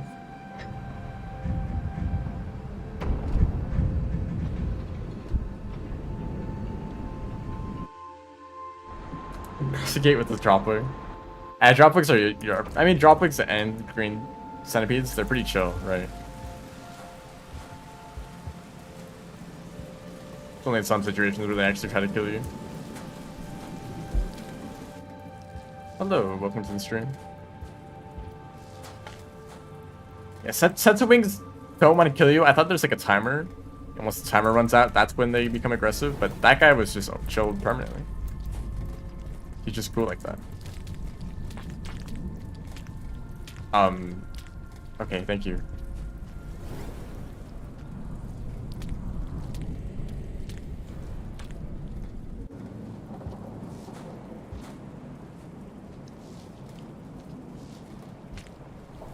Really? I thought I picked up a rock. Damn. I tried to do an E-slide. I must have barely missed it though.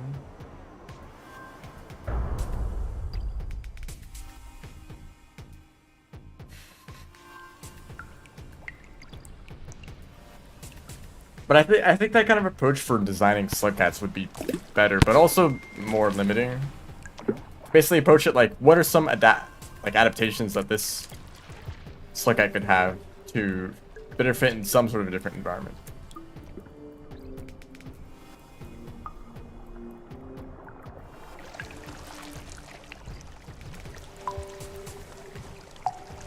But I guess, like, unless you design like an entire custom region, it's kind of hard to come up with an explanation for that.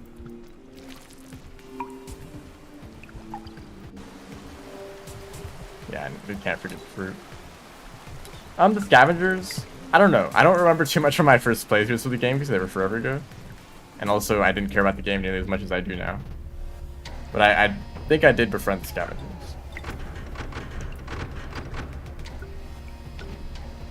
That's what I've been doing like the whole time I played this game until speedruns.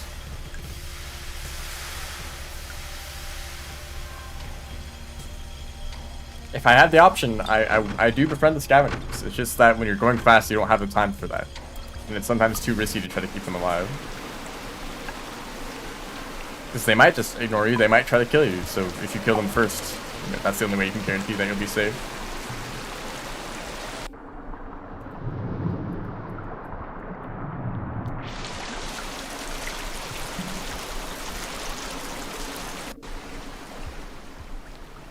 I did not eat Moon's neurons. I remember I didn't play the game blind. I knew a lot about the game when I first played it. So I probably knew about like Moon. I probably went to Pebbles first, honestly. Whoops, I just did this wrong. Probably was like, oh, I should just go to Pebbles first and get the neurons before I visit Moon. But I don't know.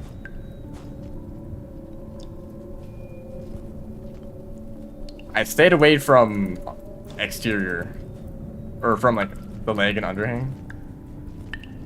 Cause I basically learned about the shortcut by going up the wall, and I always took that path.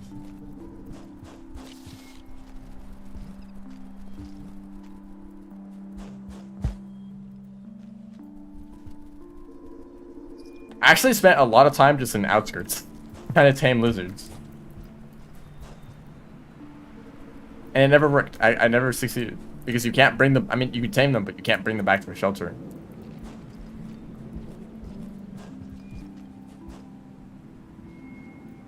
I don't think there's a good spot for them, unless it's like the lineage of blue or the white lizard.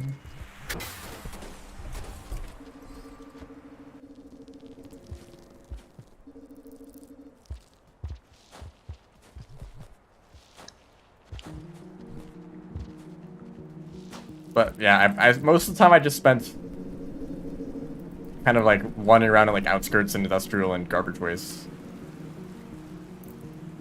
I wasn't very motivated to try to beat the game.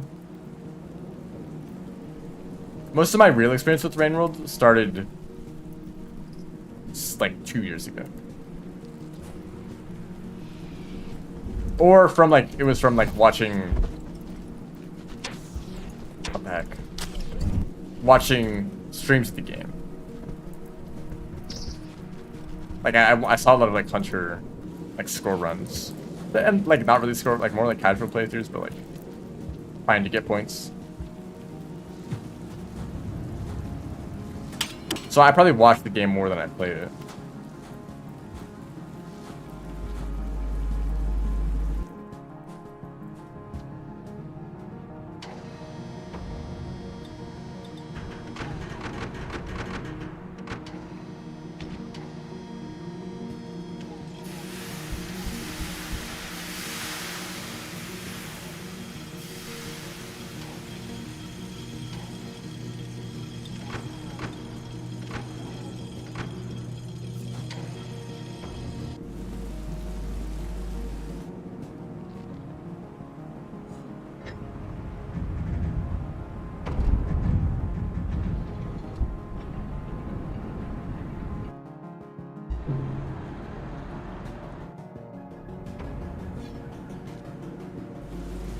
I really need to avoid watcher spoilers.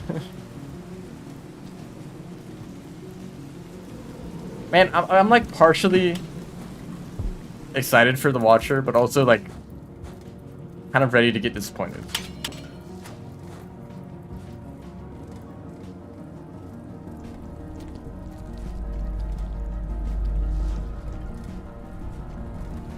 I think part of it's like the watcher has potential to be like Rain World 2. Or to be like another Survivor campaign, you know? But also, I feel like it has potential to just be a bunch of mods smashed together in one, you know? Or if I really wanted to, I could just play the modded regions and get like 80% of the experience, you know?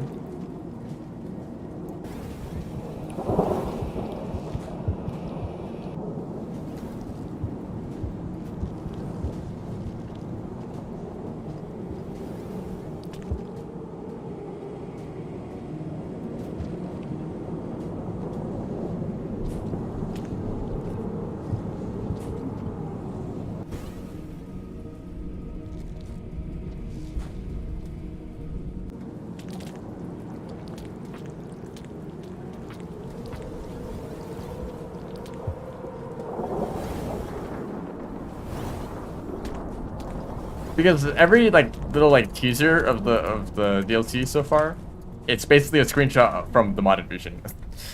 Well, someone will be like, "Oh, I recognize that from the mod." So, you know, I don't know how much unique content there will be. I think somewhere it says like, yeah, the modded regions are there, but there's also like completely new regions. That's like where the actual content is.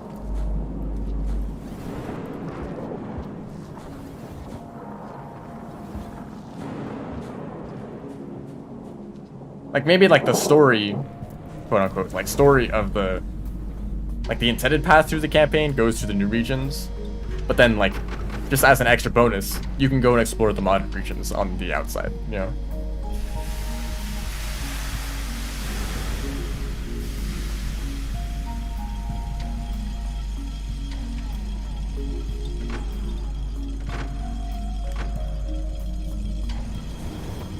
we'll just have to see. Some information about the mod might come out in like 2 weeks. That is the information that I have.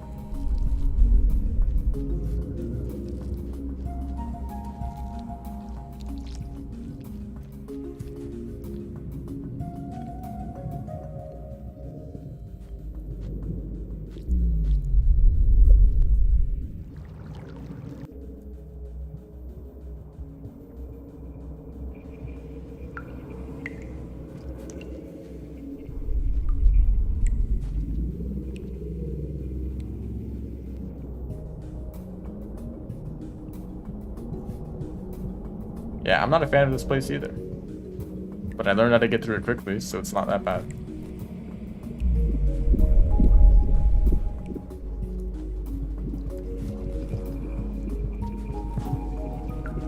Yeah, I don't know. I'm a little conflicted. I kind of want to stay up to date. I think maybe I'll watch like the main like trailers and stuff, but I'll just like try to stay away from other information.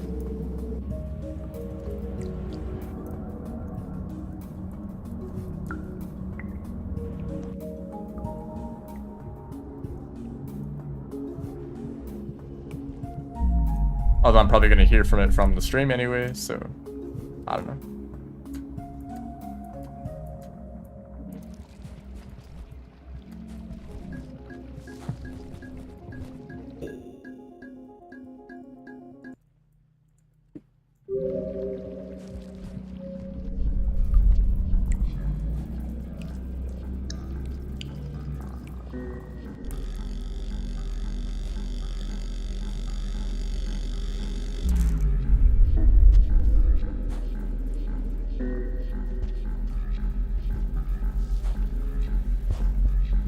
Whoa, that was crazy. I'm not gonna meet this cycle. Nope.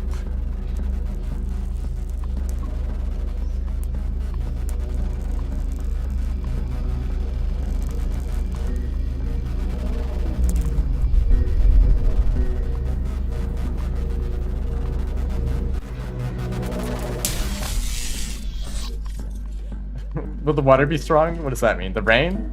Will the rain still be lethal?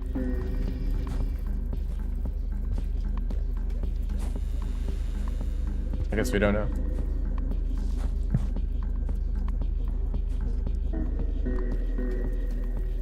I kind of hope that there's not much iterator in the Watcher.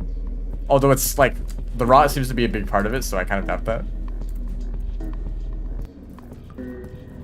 But I think we've gotten the idea that most iterator structures are very similar to each other. That at this point, there's not much more value in seeing another structure intact.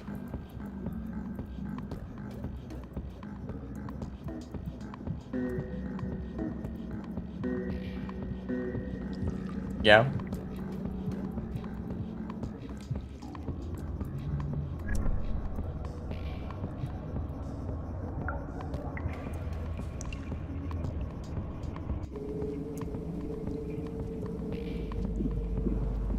I have an idea, and as with every idea I have no idea if I'll actually be able to carry through with it. Follow through with it. I might not stream the Watcher.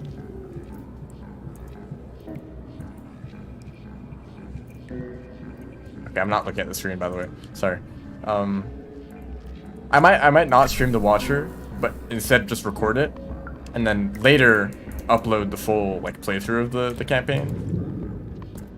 Hopefully, at which point, you know, all of you will have the chance to also play it if you're interested, and trying to avoid spoilers, right?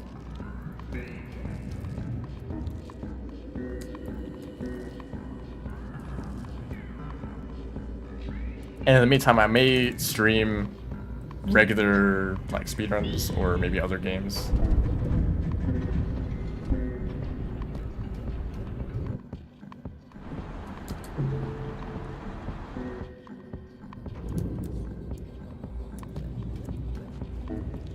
So I feel like if I stream it, I might, you know, either people will not want to watch because they're avoiding spoilers, or they will watch and want to like backseat or like tell me spoilers, or you know, that might make the experience worse for me.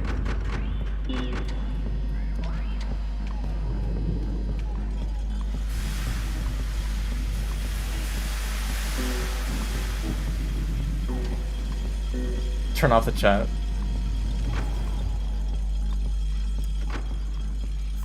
I could do that.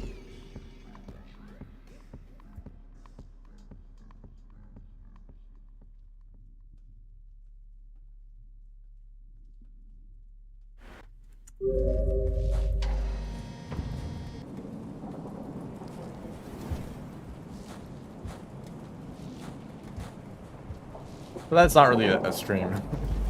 Like, the chat interaction is kind of a big part of it, yeah.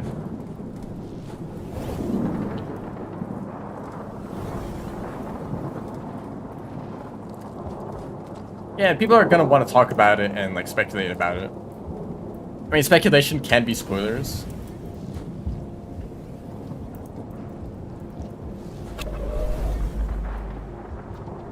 Like, I wonder, like, let's talk about Deltarune, okay?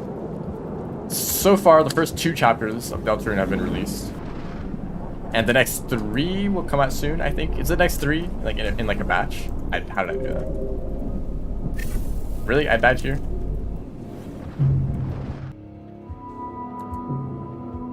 1 million subscribers. That's a funny idea.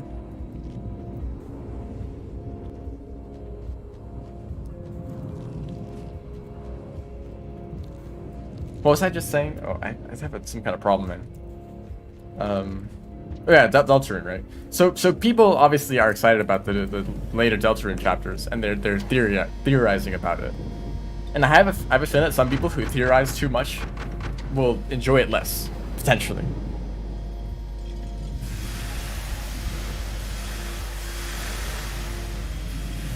But they'll either be disappointed that their predictions are wrong, or their prediction will be right, but then it's not. They kind of spoiled it for themselves, didn't they? I mean, they definitely would be excited to, like, be correct about their predictions, but then it's like, oh, I kind of already knew how this whole story was going, right? And people go crazy with their predictions. There's, like, lots of theories about what will happen in the future chapters, and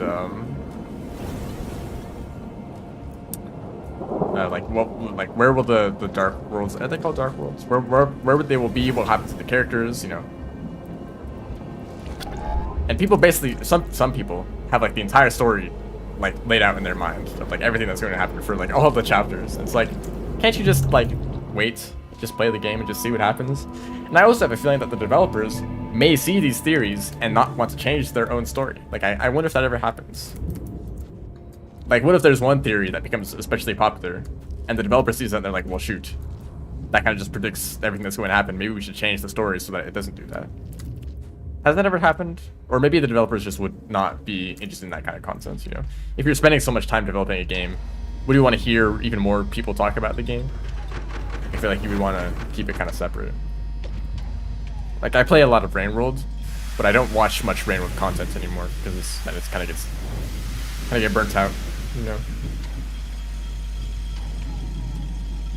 Like, after streaming Rain World, I don't want to go and watch more Rain World.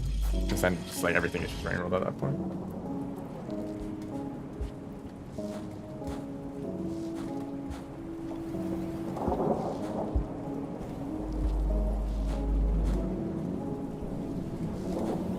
I did this wrong, that's fine.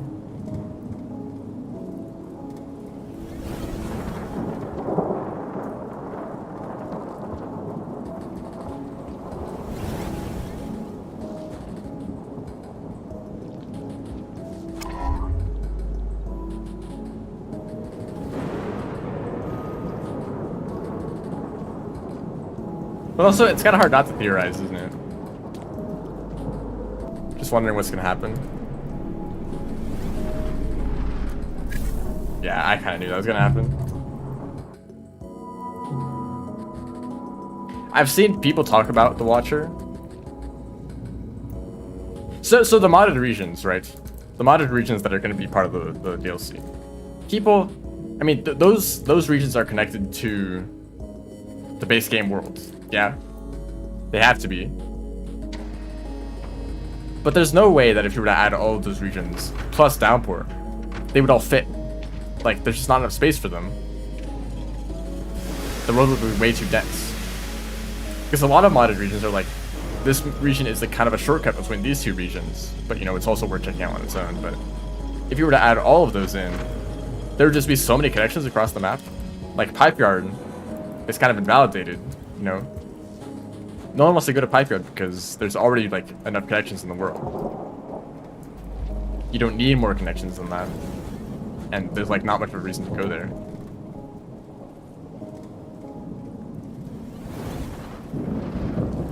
So if you add in all the modded regions and the way that they connect now, like, I don't think that'd work. I hope it's a separate world. That's my main... The main thing that I want from the DLC, that it's just a separate world completely. And that they're just adding the modded regions to just fill out space, because otherwise it would be way too small.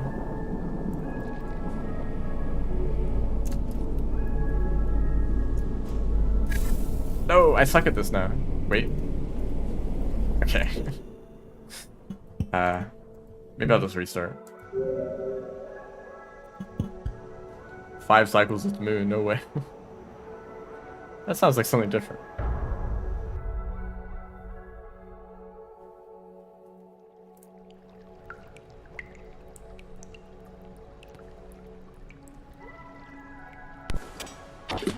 I mean, think about scavengers. You know, tool use. You know, forming groups. They kind of have their own like society going on. Scared Watcher might ruin the story of Emerald. Well, don't worry, because Downpour already did that. Haha.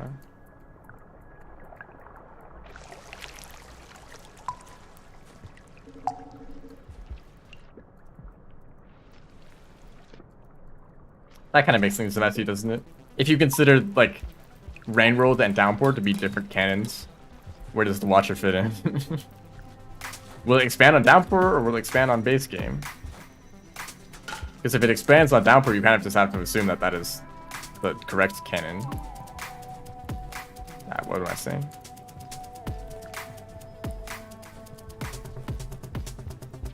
Aren't any creature teasers? I hope that there's lots of new creatures and that none of them are spoiled. Because that they're like the most interesting thing to discover.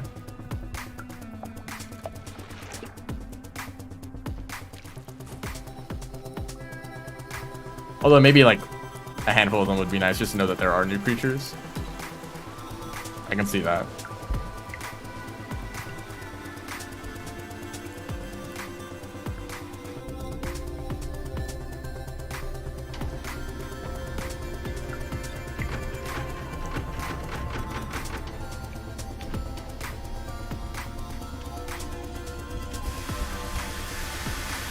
I think it's strange when a game in its trailer spoils most of itself.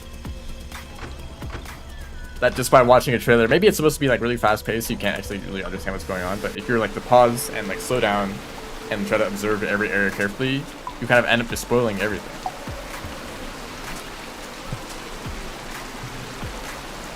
Sometimes even like late game areas.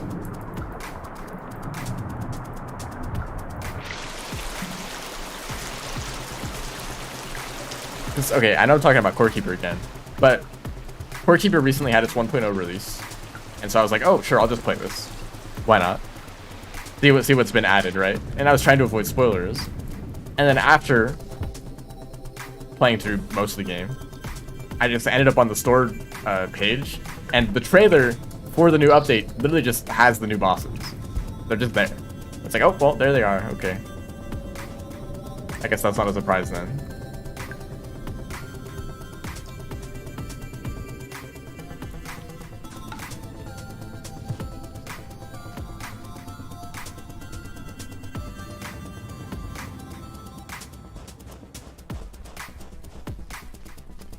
The last wall counts, of course.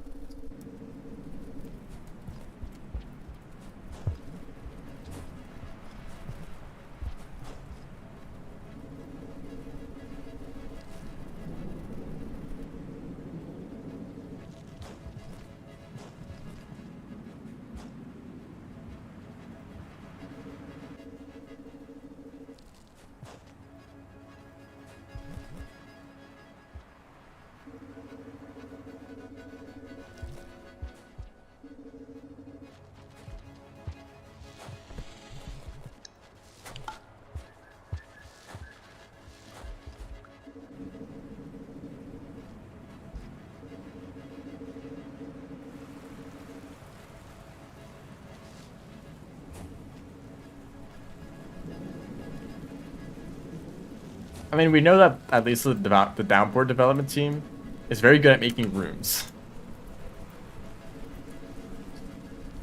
Right. Like that's like most of what they've been doing, just making new rooms, just constantly.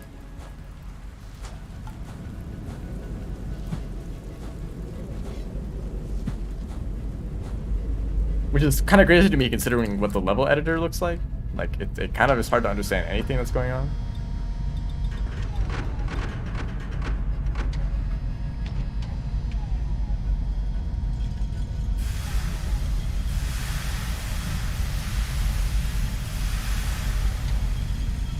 But I think, yeah, creatures were absolutely something that I would like to have seen more of, because there's very few creatures in Downpour that have completely new behaviors. Most of them are based off of another creature, or most just like a slight variation on other creatures. Like, okay, here's more lizards, or another vulture, or another DLL, or, you know, another scavenger.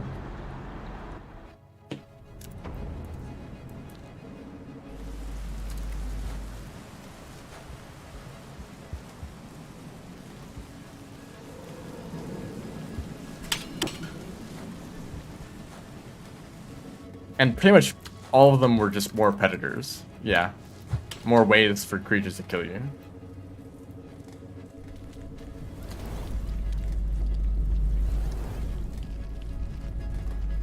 Whereas I think they really should have focused more on the ecosystem ideas even further. Basically, some creatures are just there to like try to survive and get food. Some of them are hunting others, you know, it's not like... Instead, it's like, here's more creatures that can kill you. Yep.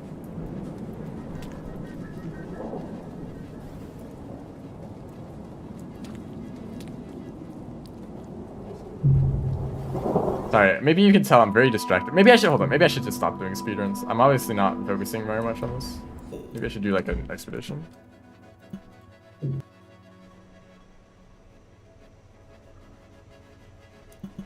Which I don't have enabled right now.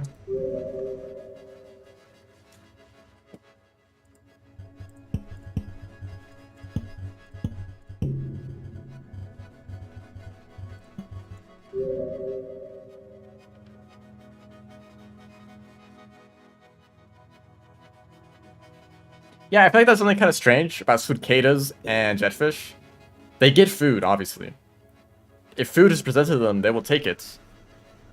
But sometimes you just don't see it happen.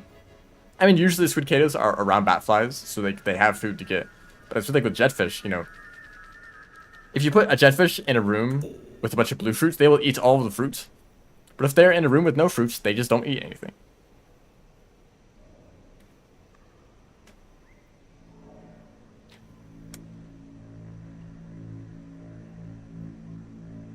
Yeah, we still don't know what centipedes eat. The biggest mystery in the game.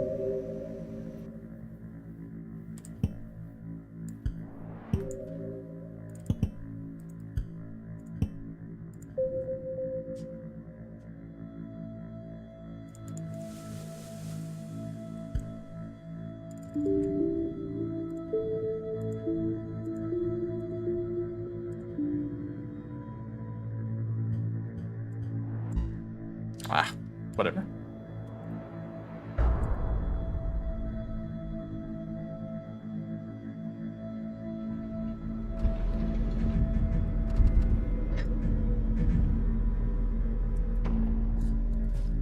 Maybe it'd be nice if there were more food items. Oh, great. More food items available for random creatures. Like, what if, like...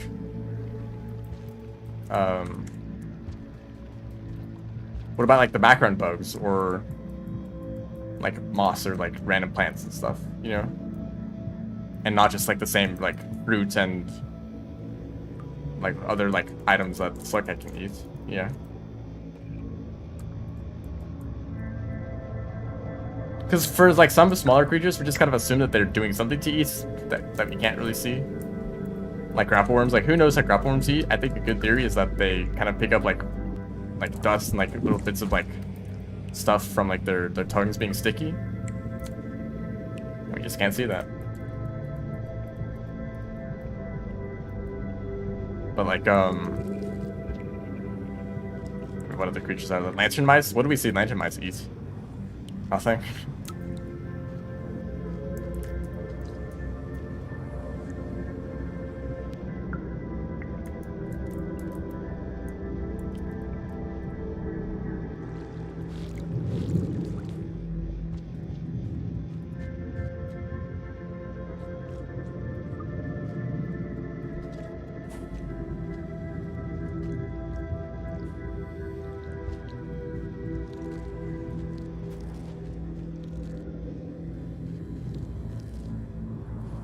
Can I just leave? Hold up, this is a little bit difficult. But can I just leave this place? Yeah?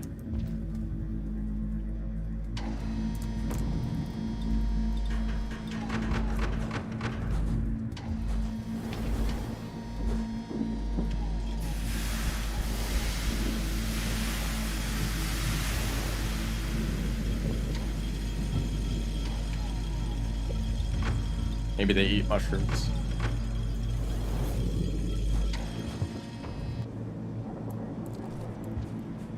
Maybe they eat darkness. That is why they glow.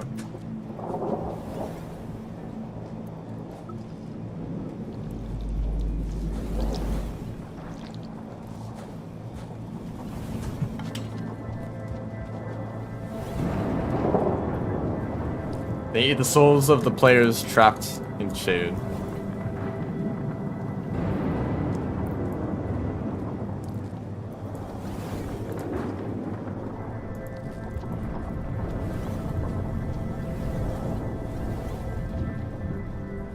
There's actually quite a lot of food here.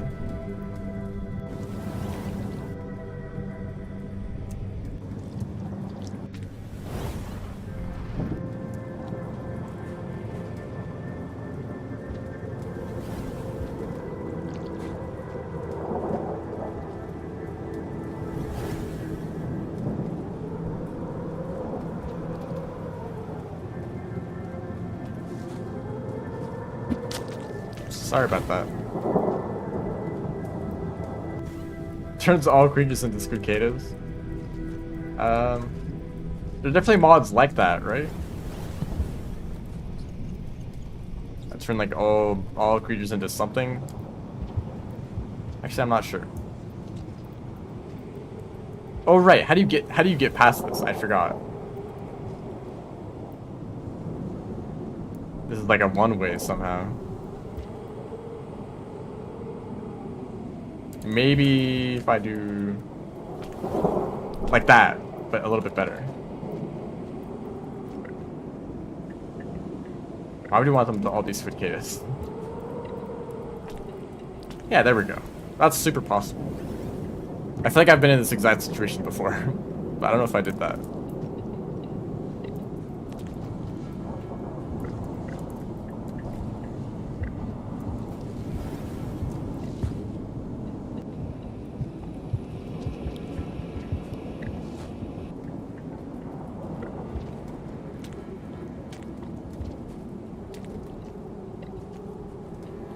Oops, I jumped too far. There we go.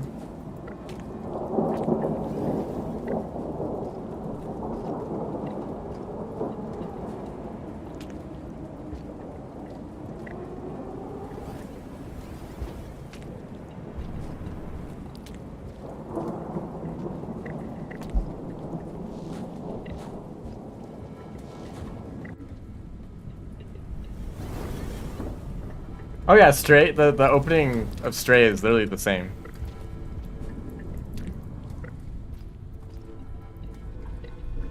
Except that game is way worse. That's the difference. Oh, there's creatures, right, I forgot about you. Don't mind me. Just passing by. Why is there a blue lizard down here?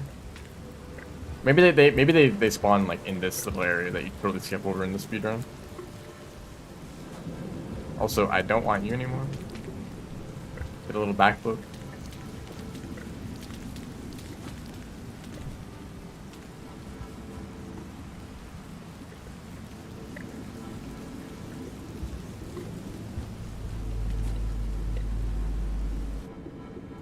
Sorry, you can enjoy Stray.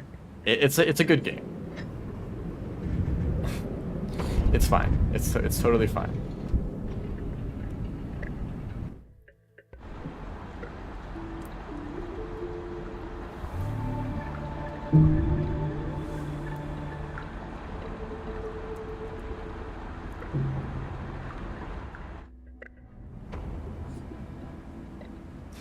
Yeah, I don't really understand how taming black lizards work.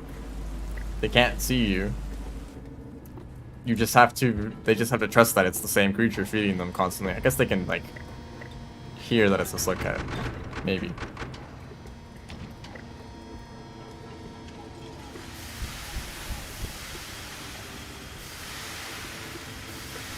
Smell? Maybe.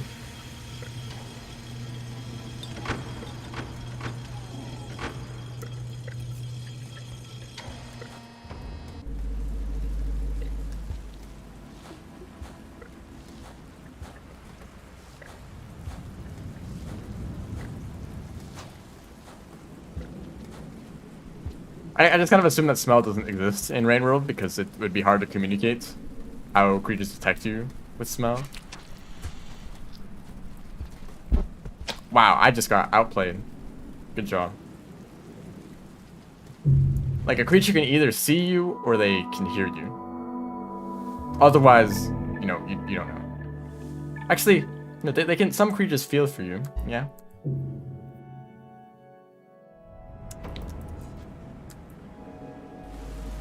But that's kind of obvious.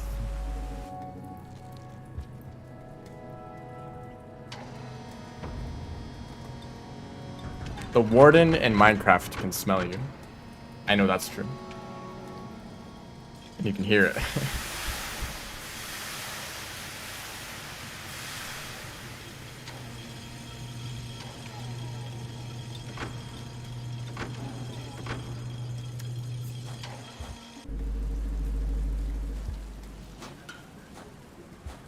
So what do I need to do? I think I just need to kill, yeah. Just kill a bunch of stuff. I can do that in Chimney.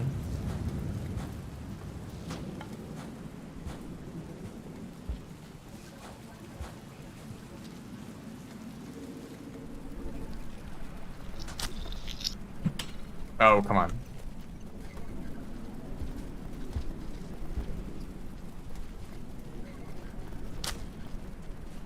Goodbye.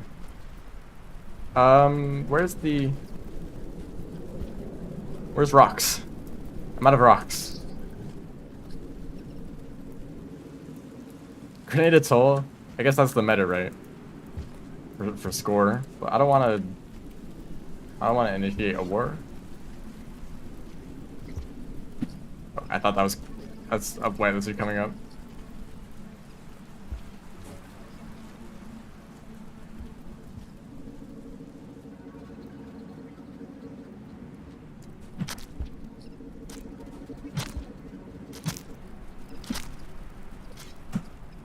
Really? I hit the wall. Well, there's more spears up here.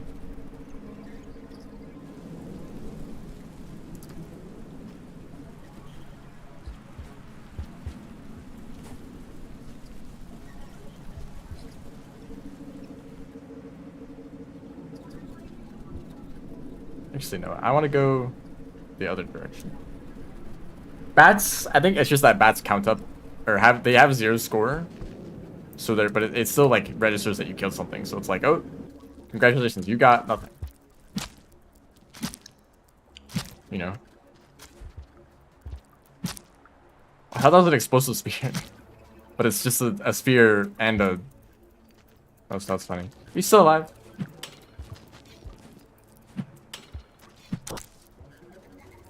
Stop doing that. Thank you. How many points? Like half of them. I think we have the long cycles. Yeah. So in expeditions, it assumes that you've already completed the campaign essentially. So no need to mess with the refraction cell. Hi. Goodbye.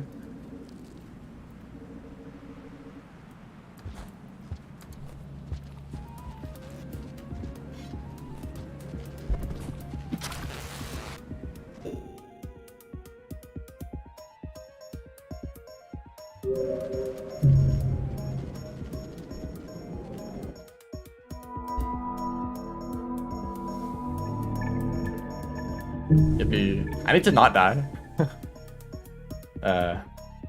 I don't want to go back to the rot.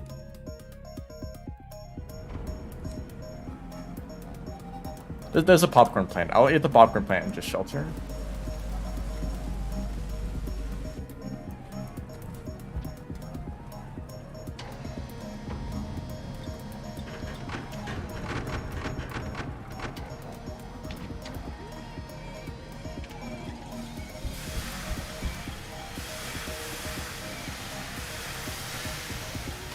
I mean, it's debatable if void worms are even real. Kind of a hard question to answer.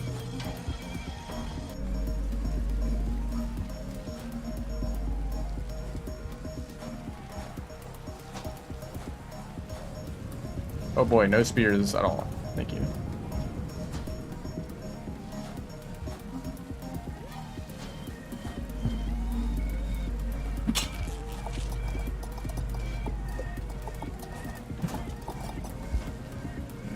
I'm just hanging out on the ceiling.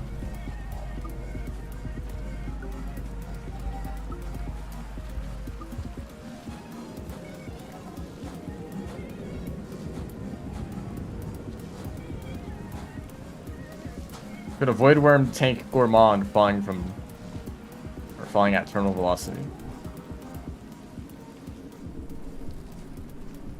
Hey, dude. Oh, he landed. Well, I'll be leaving. I'm trying not to die right now.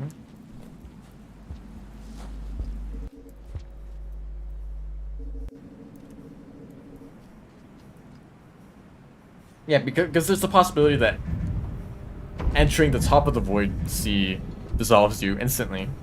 Or maybe not instantly, but like within a few seconds. And then everything below that is just like a hallucination of the void, you know?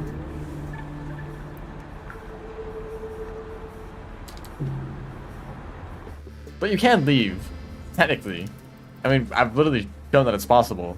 You can like swim into the void sea and then just come out. And actually make it quite far back, but it's just kind of hard to get back to another shelter.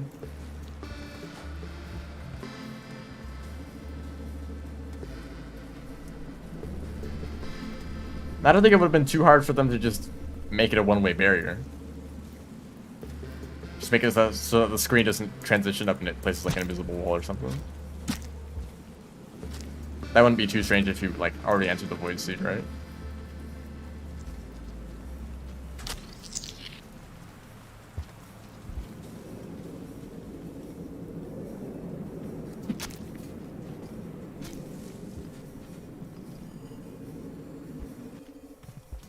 It's funny to imagine a void sea or a void worm outside of the void sea, because if you have a leviathan outside of the water, it just kind of flops on the ground.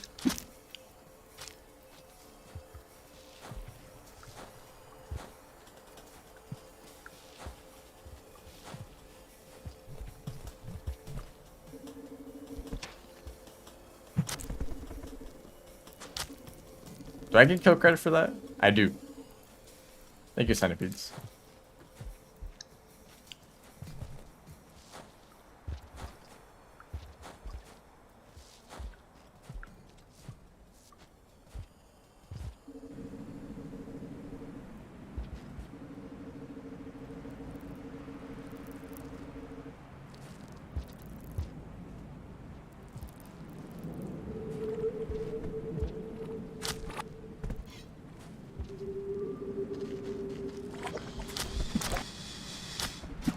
No. Can you go? Want to go? Oh, he's stuck to the wall. Or no, he isn't. They're not gonna want to follow me. I guess I can still kill them. I can still kill them. Oh, I mean, there's a spear right here, so I guess. Yeah, there we go. That's that objective. Okay, that's not too bad. Is that farmeries? Okay. That's not that bad at all. I can do that.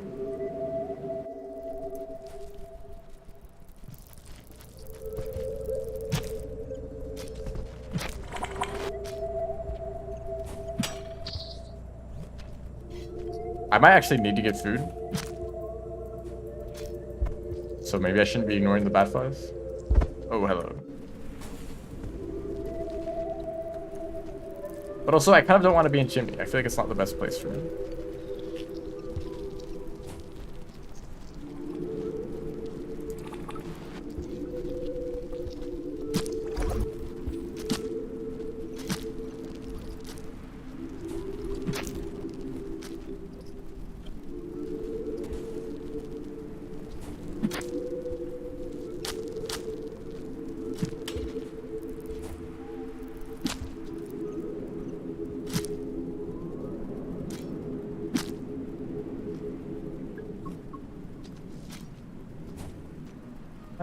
I can pin you.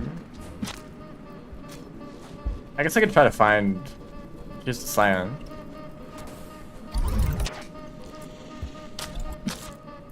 Oh, that was a very small little jump. Get a little further. Yeah, that's good. Thank you. I will be leaving now.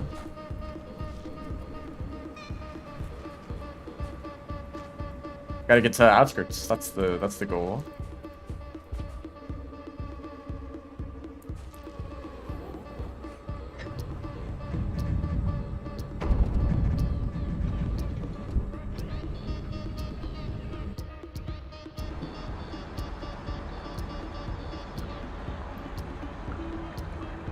Objectifying iterators. Whenever I like go out of my way to kill creatures, I'm surprised at how good other people are at killing creatures. Because there are people who do like score runs, and this like kill list will go like all the way across the screen and back. Like how do you do that for a whole cycle without dying? You know, maybe there's even like a few red lizards as part of that list.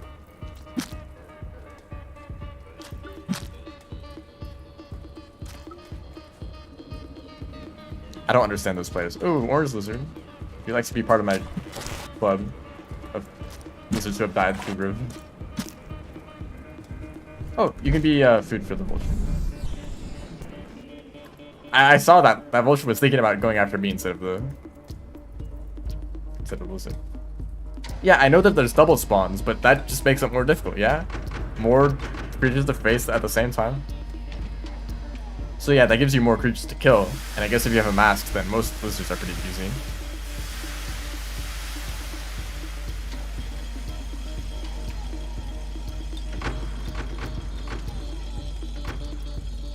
That also means one less spear that you can carry, which usually also makes lizards really easy to kill, if you're a hunter.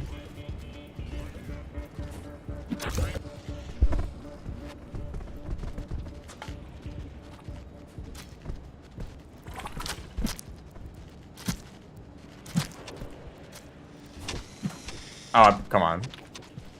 I missed. I jumped right... Really? Dumb mistake. I jumped right into that lizard.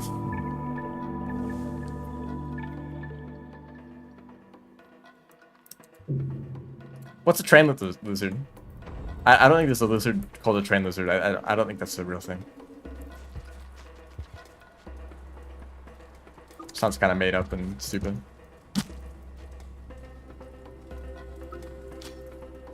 I think the real winner is a green lizard.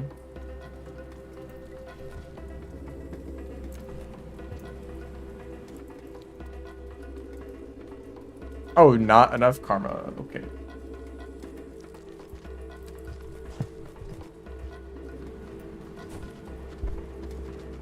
Would you like to donate your body to science? By science, I mean points.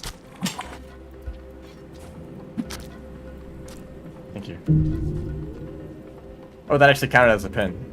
And they're not dead.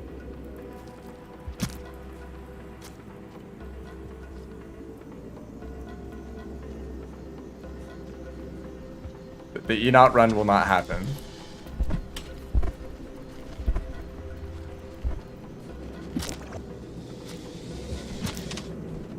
There's this guy on the Rainbow Discord who keeps posting clips of them hitting like crazy mouth spears. Like jumping around or like, I don't know, just doing like a bunch of unreasonable stuff. Not unreasonable, just like very difficult stuff. But it's very impressive. Like, is it possible to learn this dark magic? Maybe someday.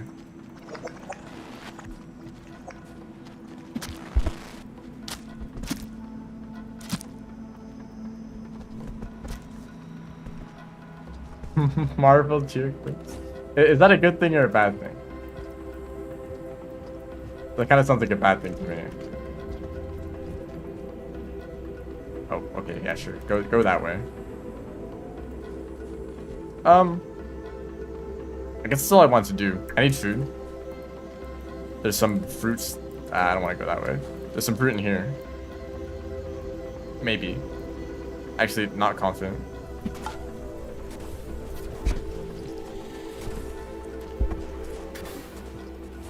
Maybe up here? In the form of bat flies? Sure.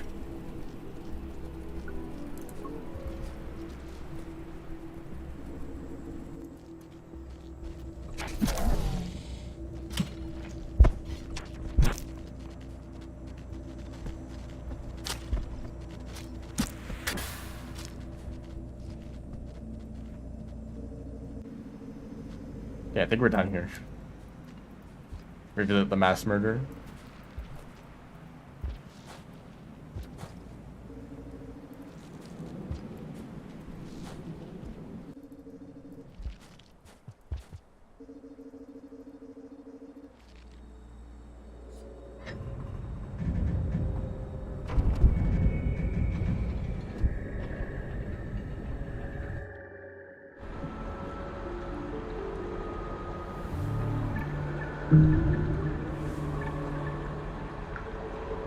Yeah, I think the objective is just to get to industrial and not die.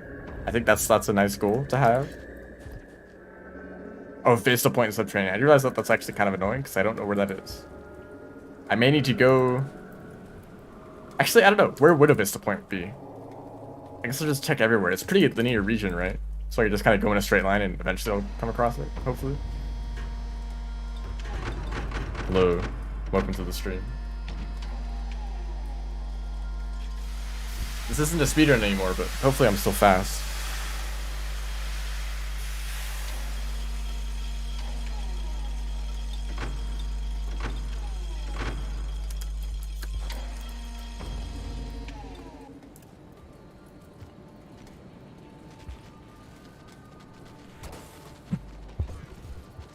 Maybe I should stop going for that kind of stuff.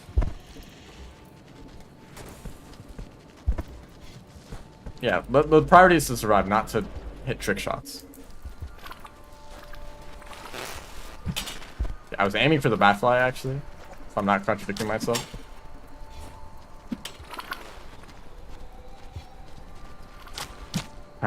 Finally.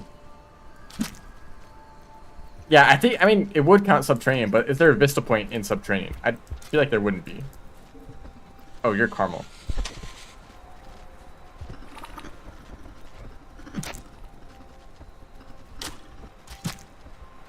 I'll just eat the popcorn, whatever.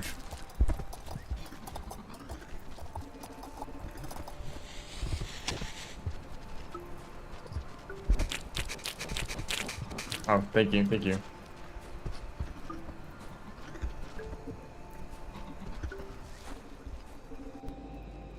Spits at you and leaves. Oh, Cyan, hold up. I want to kill you.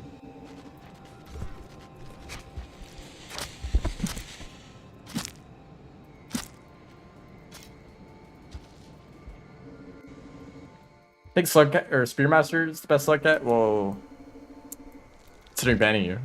Nah. Sorry, I have a complicated relationship with Spearmaster.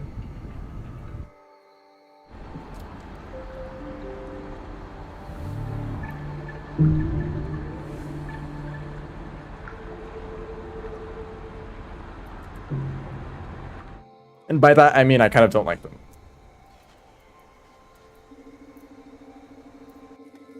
I could probably just head... Ooh, Centipede. I love when centipedes are bouncy. Hey, get back here. You know you're gonna die in this tunnel. Oh, oh, never mind then.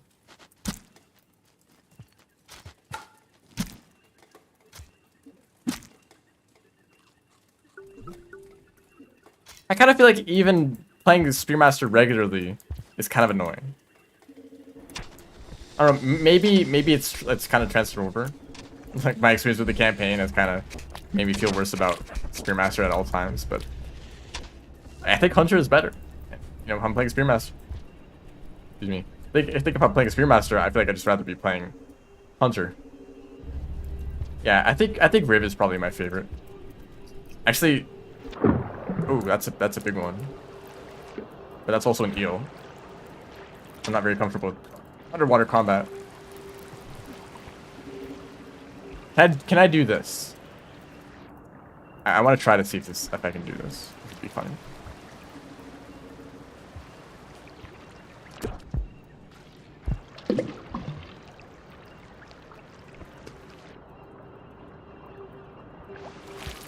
Okay, that's gonna be my only attempt. Hey guys.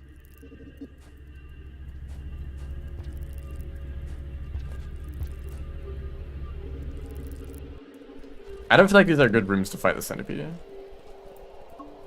Although there is an extra spear right here.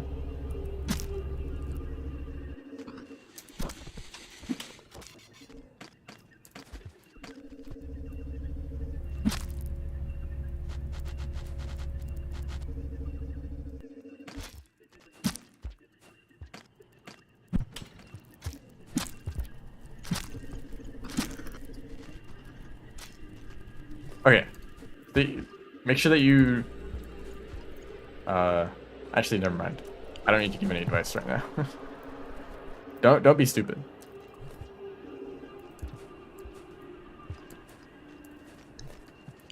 Oh, shoot. I'm a fan of purple, too. That doesn't change my mind about Spearmaster. Hey, actually, I kind of want to fight you. Don't fall down the pit. He's gonna fall down the pit.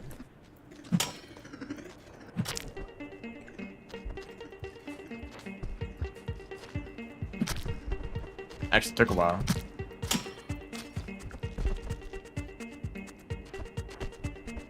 Why did the thing pop up? Is it still counting every time I pin a creature?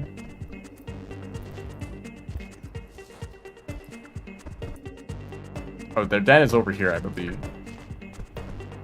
They can't climb anymore. They're a little bit injured. There we go.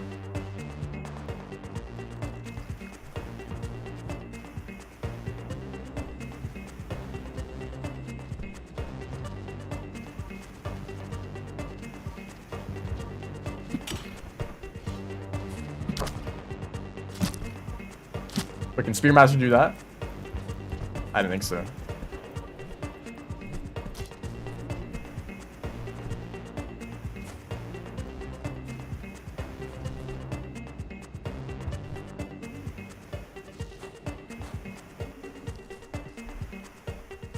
Oh, shout out to the random background.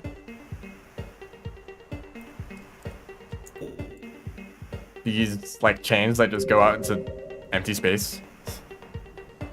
Unless there's supposed to be something back there that's like obscured by the fog. Monk could do that.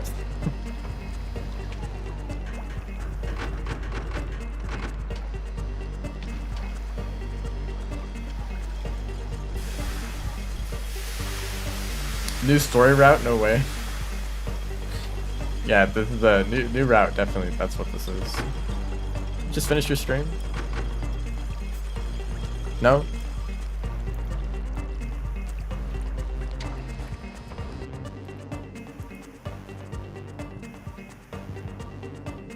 Oh, I guess that hasn't updated on Twitch. Did not go well. Oh damn, what was it? Intended percent? Oh great, I didn't want that spear anyway.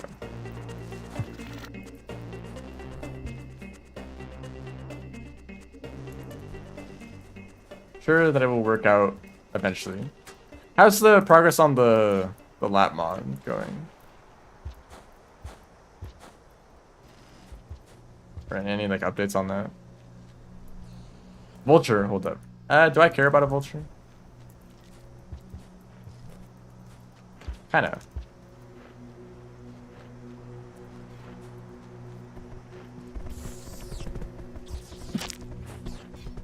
Didn't expect that one.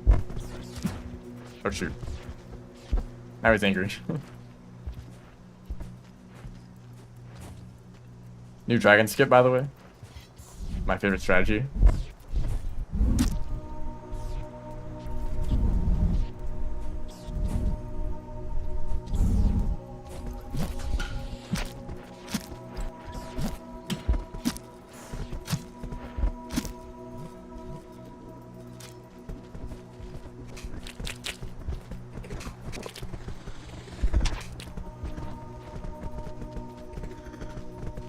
Spearmaster and Hunter have the same stats in almost every way.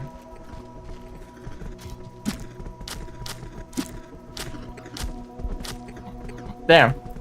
He almost fell out of bounds. I think I can probably... I'll probably get the rest of the points in sub-training.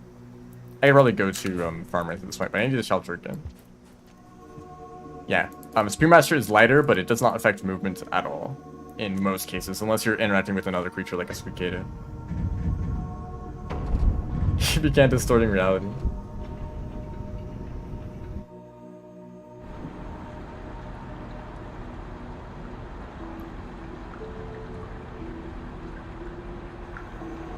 Timing subtracts the exit from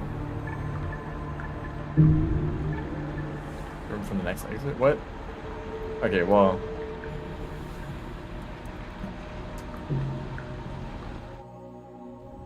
Huh, that's interesting. Also, I find it funny that the comments on the lap mod are talking about Pizza Tower. Because that's a mechanic in Pizza Tower. Oh, shoot. Where, you know, when you beat, or when you finish, not finish. When you get to the end of a level, you like try to run to the start. That's like the escape sequence, right? But if you want, you can like return to the end again and make another lap. And there's like Pizza Tower mods that add like multiple laps because that was in an older version of the game. So that's like a big thing in Pizza Tower. So I think that's what people assume the lap mod is. Even though it's just like a little practice tool for like retrying rooms. I need food. Pizza Tower speedrun when? I hate the idea of learning the speedrun because it's quite long and you need to remember to do a lot of things. Because, you know, it's not just about getting to the... Oh, wait, I should go this way. It's not just about getting to the end of a level, it's about also picking up all the required collectibles. Because you need a certain amount of money to beat the game, right?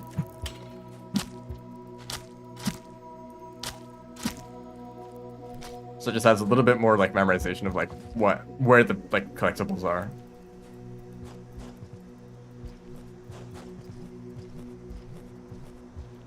I don't even need to wall pounce here. Oh, I don't have a pearl. Actually, yeah, I'll just grab the one down here.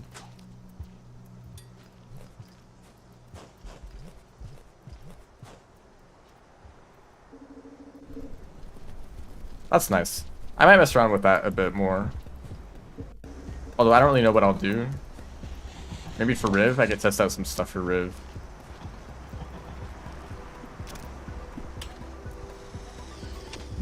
But I don't know. Oh shoot, this is dangerous.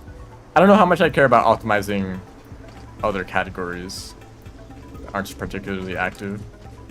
Hey guys, I want the pearl.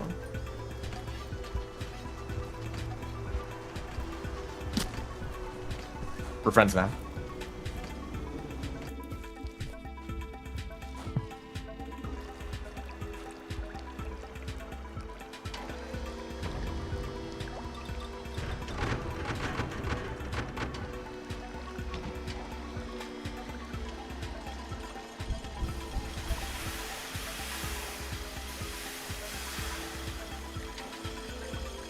Yeah, I feel like that's like the entire speedrun community for Rainworld.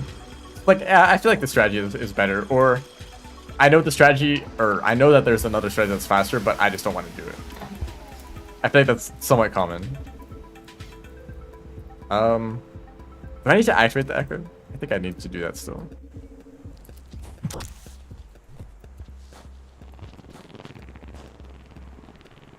This game sometimes. Oh, hello. That's gonna make it fun to get back.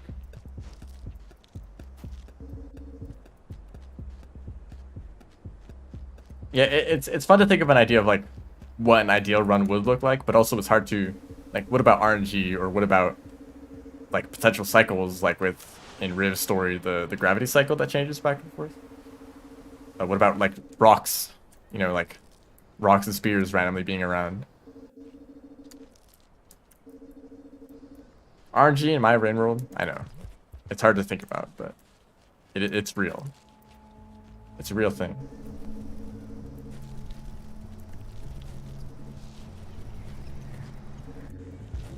The P ranks, I've done a few P ranks in Pizza Tower. I'm pretty sure for like the first area, I might have done all of those. Also kind of takes forever. I mean,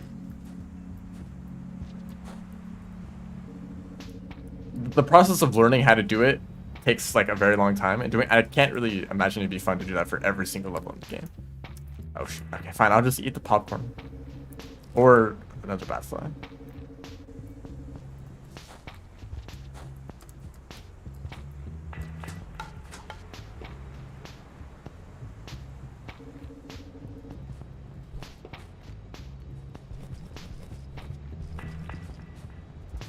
Will you be able to see ghosts?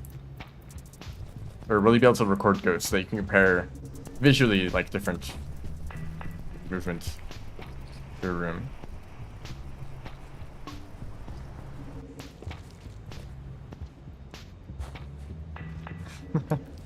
I know that'd be complicated.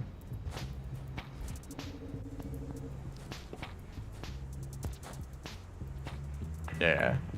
Someone's done it before. I've seen like the visualization of the room in Outskirts, like a bunch of different ways.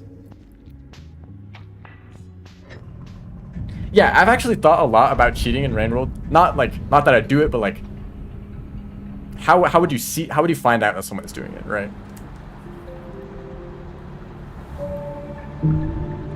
Because you know, I've watched a lot of videos about people who cheat in speedruns, and the ways that they get away with it, or the ways that the community is bad at finding it. Usually, that's how it is. I'm like, could that ever happen with Rainworld? Could I like find something, or could I find an example of that?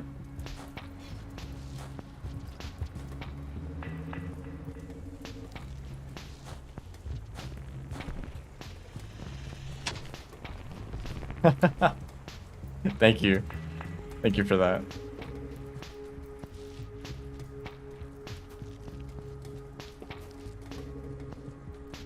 All your videos are at 1.05 times speed. How dare you? Invalidate everything.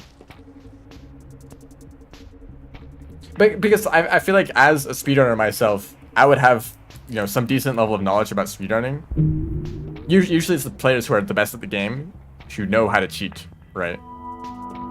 So like I feel like I would need to be the one to like if I found ways to do it, I would be like, hey, you know, watch out for this potential way that you could cheat this game. Although I think the only thing that I could think of that might even work at all is modifying the save file somehow. If maybe there's some information in the save file that talks or that describes like creature spawns or creature aggression, maybe you could subtly like make creatures less aggressive. Maybe you could remove some creatures that are like, you know, they are RNG whether you see them or not. But I don't know how you would if you could like even do that to the save file. Where am I going? I guess I'll go this way. Save editor tool. Could that actually potentially lead to that exact thing happening? The exact situation that I'm describing here. Hold up. Wait, can I navigate this room without any gear? I kind of want to test this.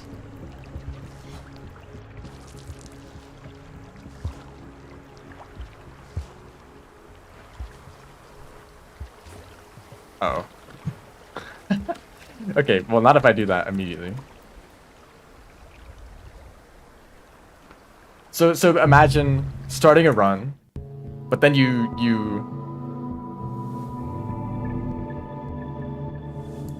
Yeah, I mean, any mod, it'd be hard to get away with modding the game because it shows all the mods right here on the screen right there. Maybe you could just like edit it, but like the way it fades in and out, that'd be super hard to do.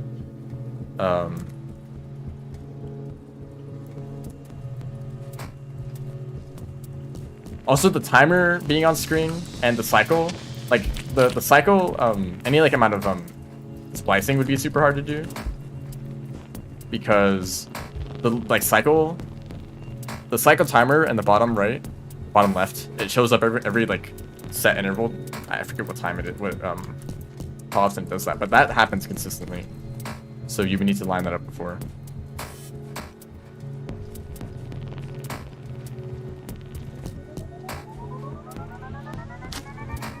Although the audio is like, the audio cuts completely every time you enter a new room.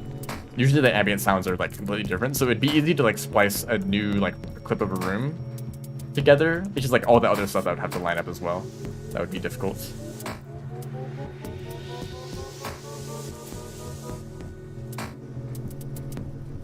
Because I've tried to make like segmented runs before.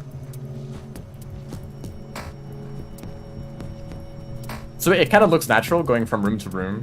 But then you notice like, oh, the cycle time is different between clips where the timer just does not line up at all. I guess if you wanted to, you could try to edit in the timer afterwards.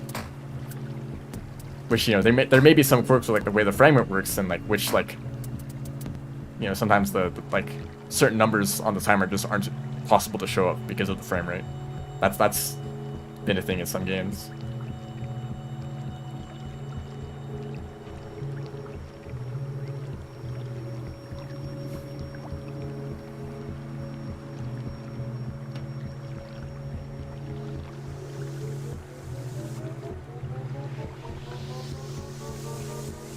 But you know, if you have dev tools, you can see your like relations with all the creatures in the game, like lizards and scavengers. So maybe if you could edit that and like splice in a run where that was edited at the very beginning. But I don't know if like, because the run needs to start with like you starting a new save file or a new game, right? Like that's where the run starts. So you need to splice in a new run with an edited save file at the very beginning, or do it like on the first shelter, but then like you have to fix everything else that would line up.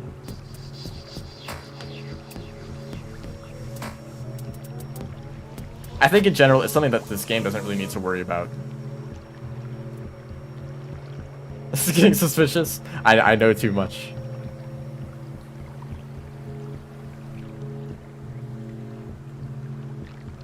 And if a run is streamed, it's also that removes like a ton of those possible strategies.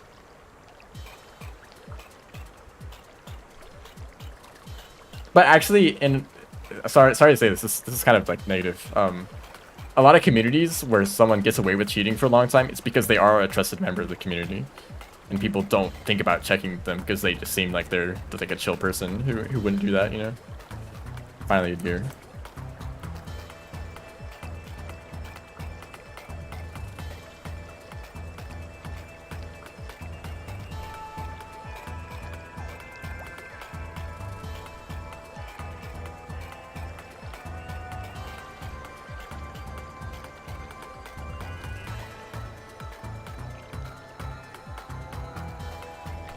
I also just realized that there's a shortcut that Rivulet can take that I just like forgot about. Also, thank you.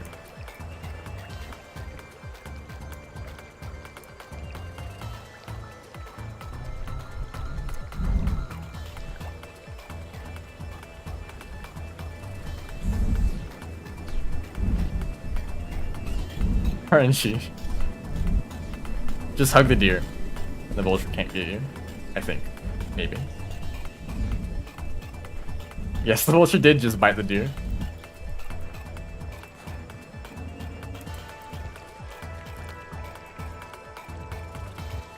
Which way is it from here?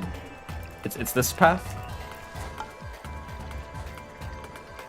Okay, I know that other characters can make it through here, so purely Riv can.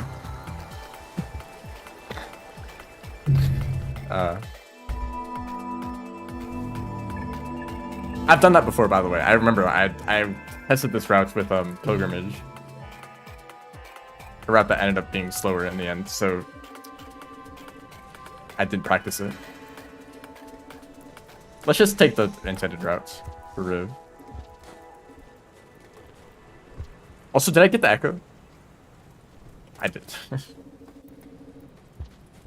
The grass consumes.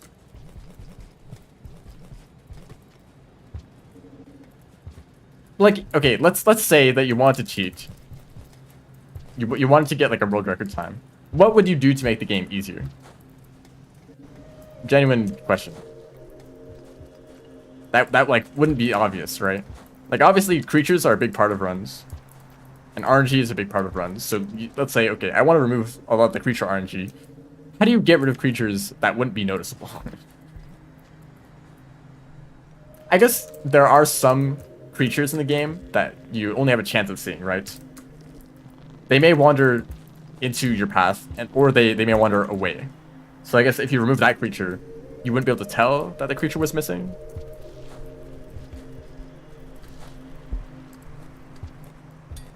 But that comes back to the problem of how do you even remove creatures without like a mod that'd be noticeable.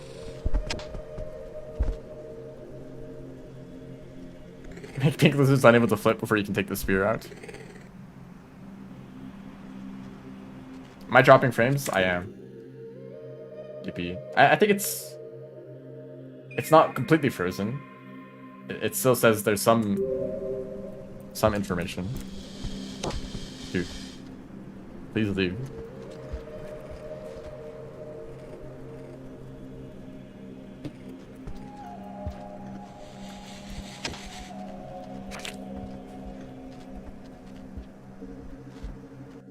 So there's a pipe that he could have just gone through the whole time. I unfortunately have no ability to turn off stream lag. Sorry. Next life. Is it that bad?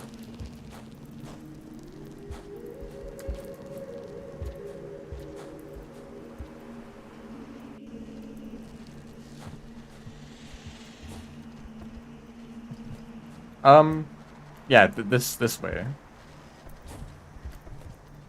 I'm kind of just going backwards through farmways. Please go up. Maybe this one's easier to climb up. Yeah. Oh, there we go. There's one objective. One more objective.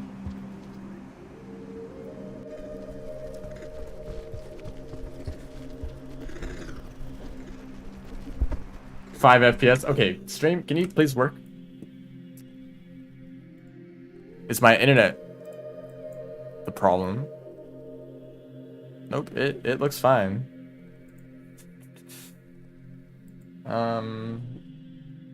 Yeah, I don't know.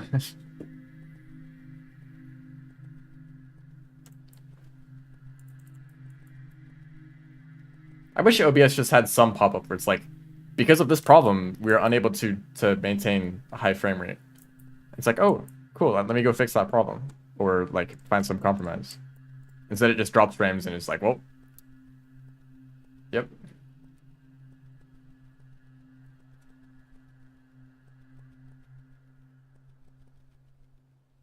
And it doesn't happen consistently. It's just every once in a while whenever it feels like it. Actually, it hasn't been this bad in a long while.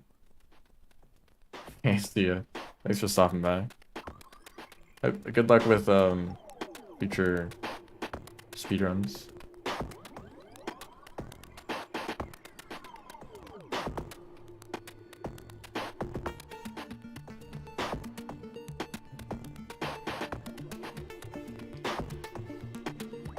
Sometimes it looks like it recovers for a little bit, and then it kind of goes back down. Is it on YouTube and Twitch? Actually, if the game is paused, it's kind of hard to tell. There's a vulture.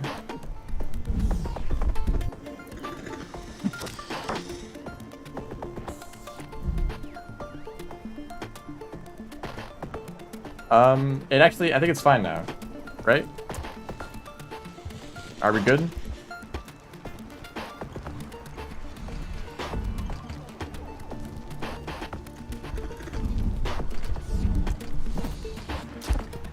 In the middle of the chaos. Okay.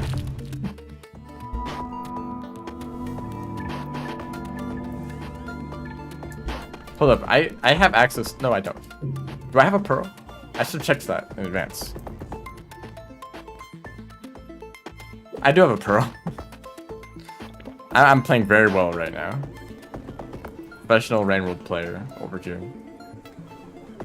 Okay, hopefully the stream is fine now. Sorry about that. I have no idea why that happens.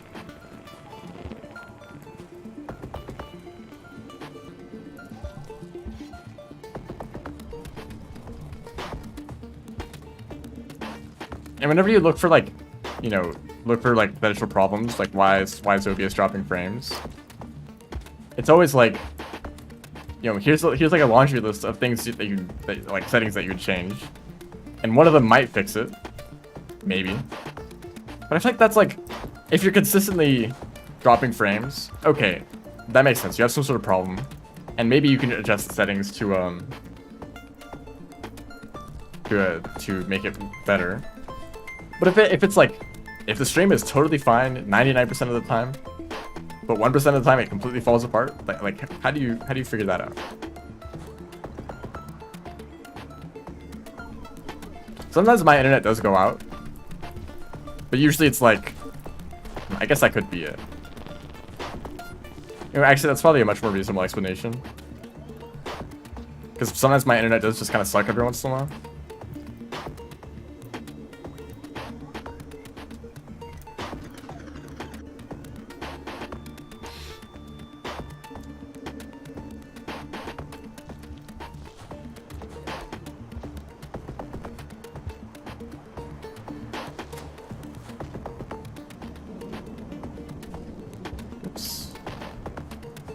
Okay, please.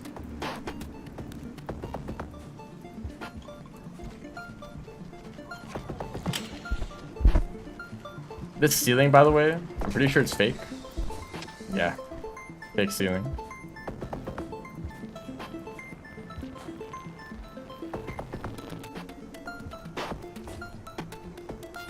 Can I do this? Absolutely. Is this a... No, you can't climb that way.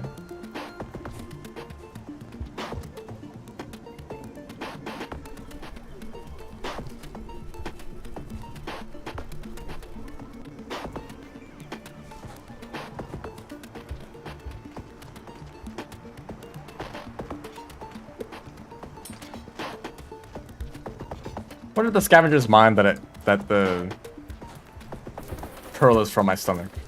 Like, oh, this like slimy pearl. Like, I guess we'll take it still. Oh wait, I'm gonna get trapped. Well, that's nice. Thank you, bees.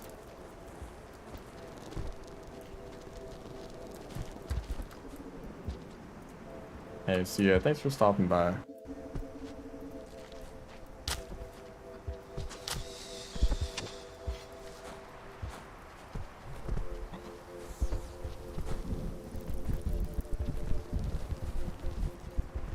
This guy want to eat me? Or kill me? For no reason? Who are you? You're a squid cicada.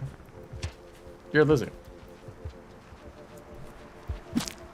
Oh, great. Well, that's not the one I wanted to kill.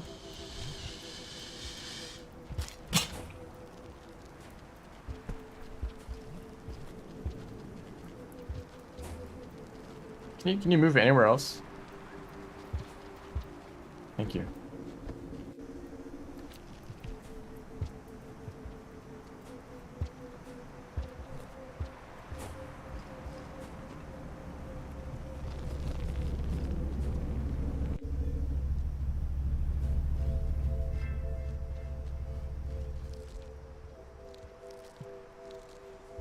I should probably get food. But I kind of just want to make it subterranean first. There's like popcorn and centipedes.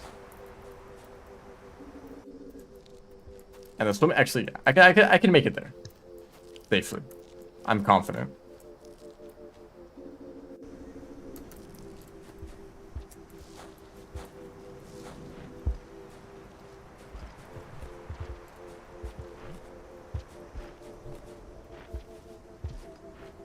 Threat level just because of the deer?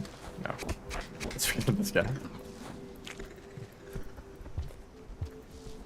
But imagine though, chances of getting killed by a deer are very low, but not zero.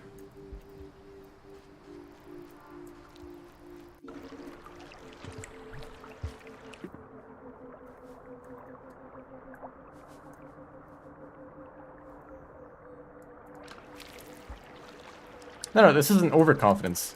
I'm aware of my abilities, and I'm aware of the environment. This is a pretty safe area, and there's like no major threats. I think I just said the same thing twice.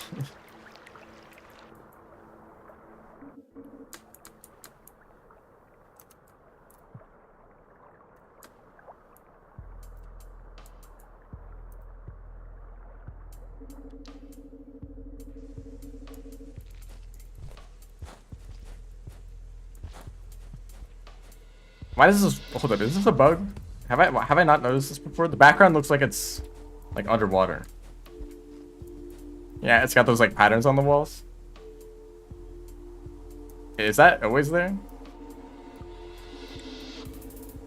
I just haven't noticed.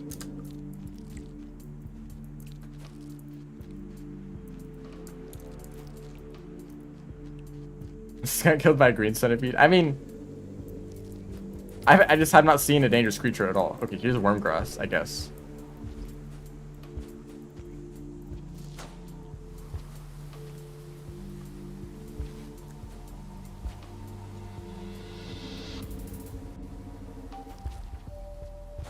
I remember once I was stuck in this area because I was arty, and there was a kill squad just camping me out in this room. That was fun.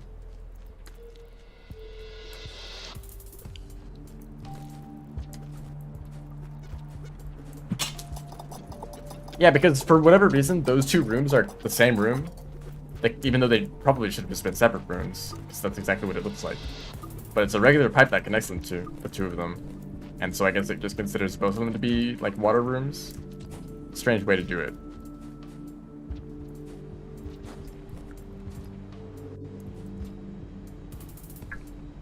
Okay, I just need to go somewhere in subterranean. Also, what was the karma requirement? I might need to farm a little bit.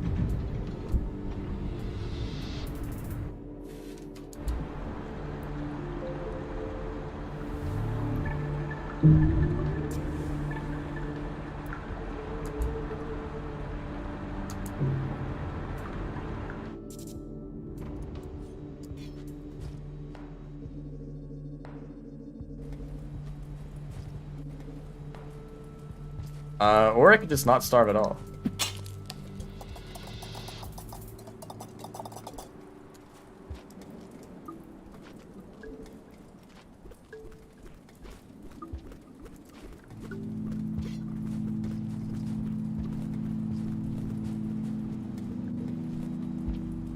Well, I guess I could have gotten an extra karma.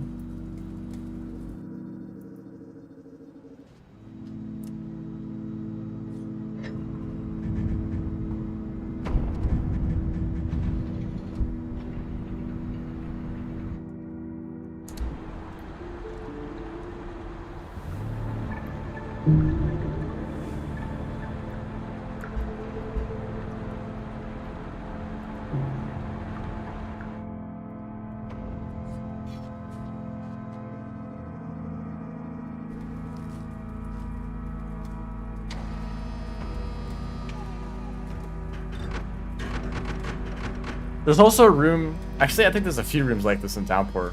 There's one in Metropolis. Like a really long room that is made up of 3 segments, and each segment kind of looks like its own room. But they're connected with regular pipes.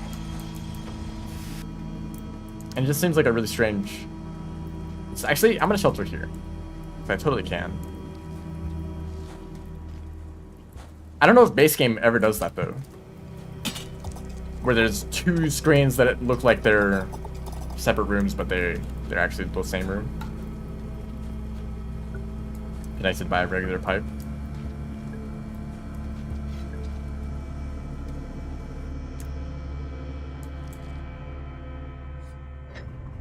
And maybe there's a case where there's like the room is like split into two parts and you have to use a pipe to go between those two parts. But I mean, like, they look like their own screen on like, you know, like there's completely separated on different screens. You can't see like one part of the next room. I feel like that's not a thing in base game. There's just a few downpour rooms that are like that for some reason.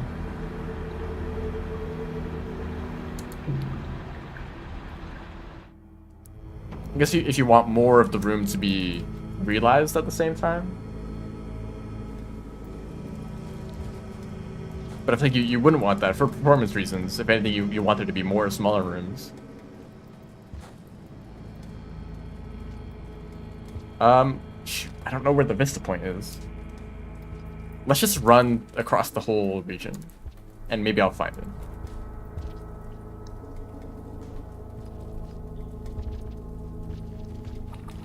And hopefully I won't need to go to filtration, but I may...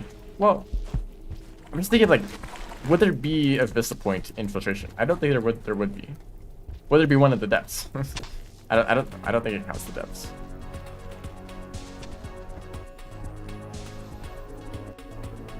Oh, okay, thank you. You are a nice game. Imagine the Vista Point was like here. And you just had to like not miss it. Oh. What was that yeek doing? Also there's yeeks down here? Wait, was that a yeek? Since when are you guys down here? I had no idea. Have I ever been to Subterranean as Riv? Not often. I don't know if I've been to this room.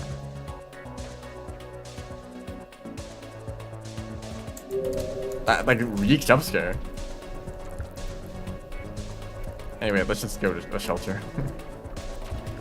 Wait, I still need to kill... Oh, let's kill a centipede for food. And not die. Because I would never. These are kind of big centipedes.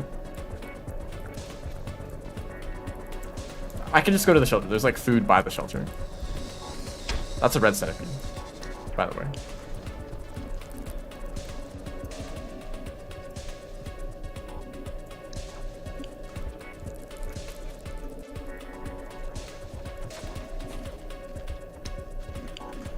I will kill you.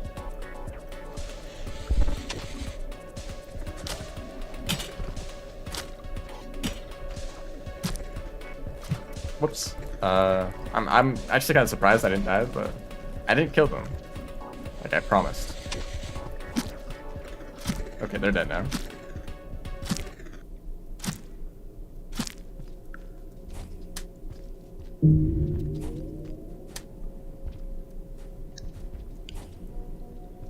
Goodbye, expedition.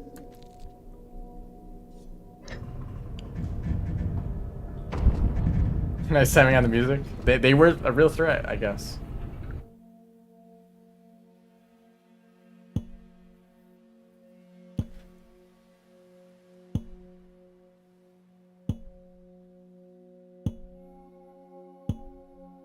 It is quite fun to play Rivulet with more of like a combat playstyle. Because usually you're just running from everything, yeah. But you can totally fight stuff. You're totally capable. I mean, you're basically Survivor. Plus movement. And Survivor can kill stuff. I mean, you're not Hunter, you're not Spearmaster. You're not Artie, definitely, but... You know, the mobility is useful. Although in some cases, it's not great. Anyway. That's gonna be the end of the stream.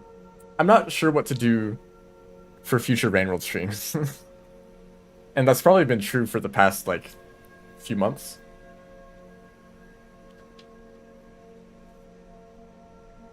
Not particularly motivated to try more speedruns. I don't think that's really on the list. And I'm not even really doing the Rivulet one. Because I have karma requirements turned off, so there aren't even real runs. I always play modded slow cats, but I haven't found any good ones.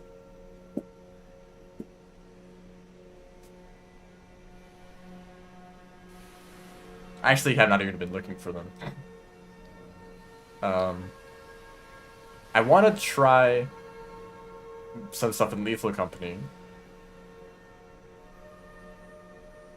But that's not Rain World, is it? It's a little bit unfortunate. I mean, I think that ideally, I would mostly be done with Rain World until the next DLC or until like some sort of other event.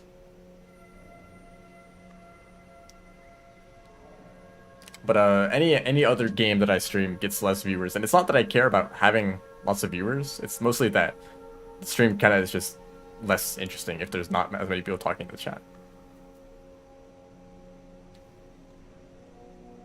Like if you go from like 200 viewers to like 100 viewers, that's still plenty. But if you have like 5 viewers, you know, there's a point, there's a lower end where it's like not enough to like keep a conversation going with the chat.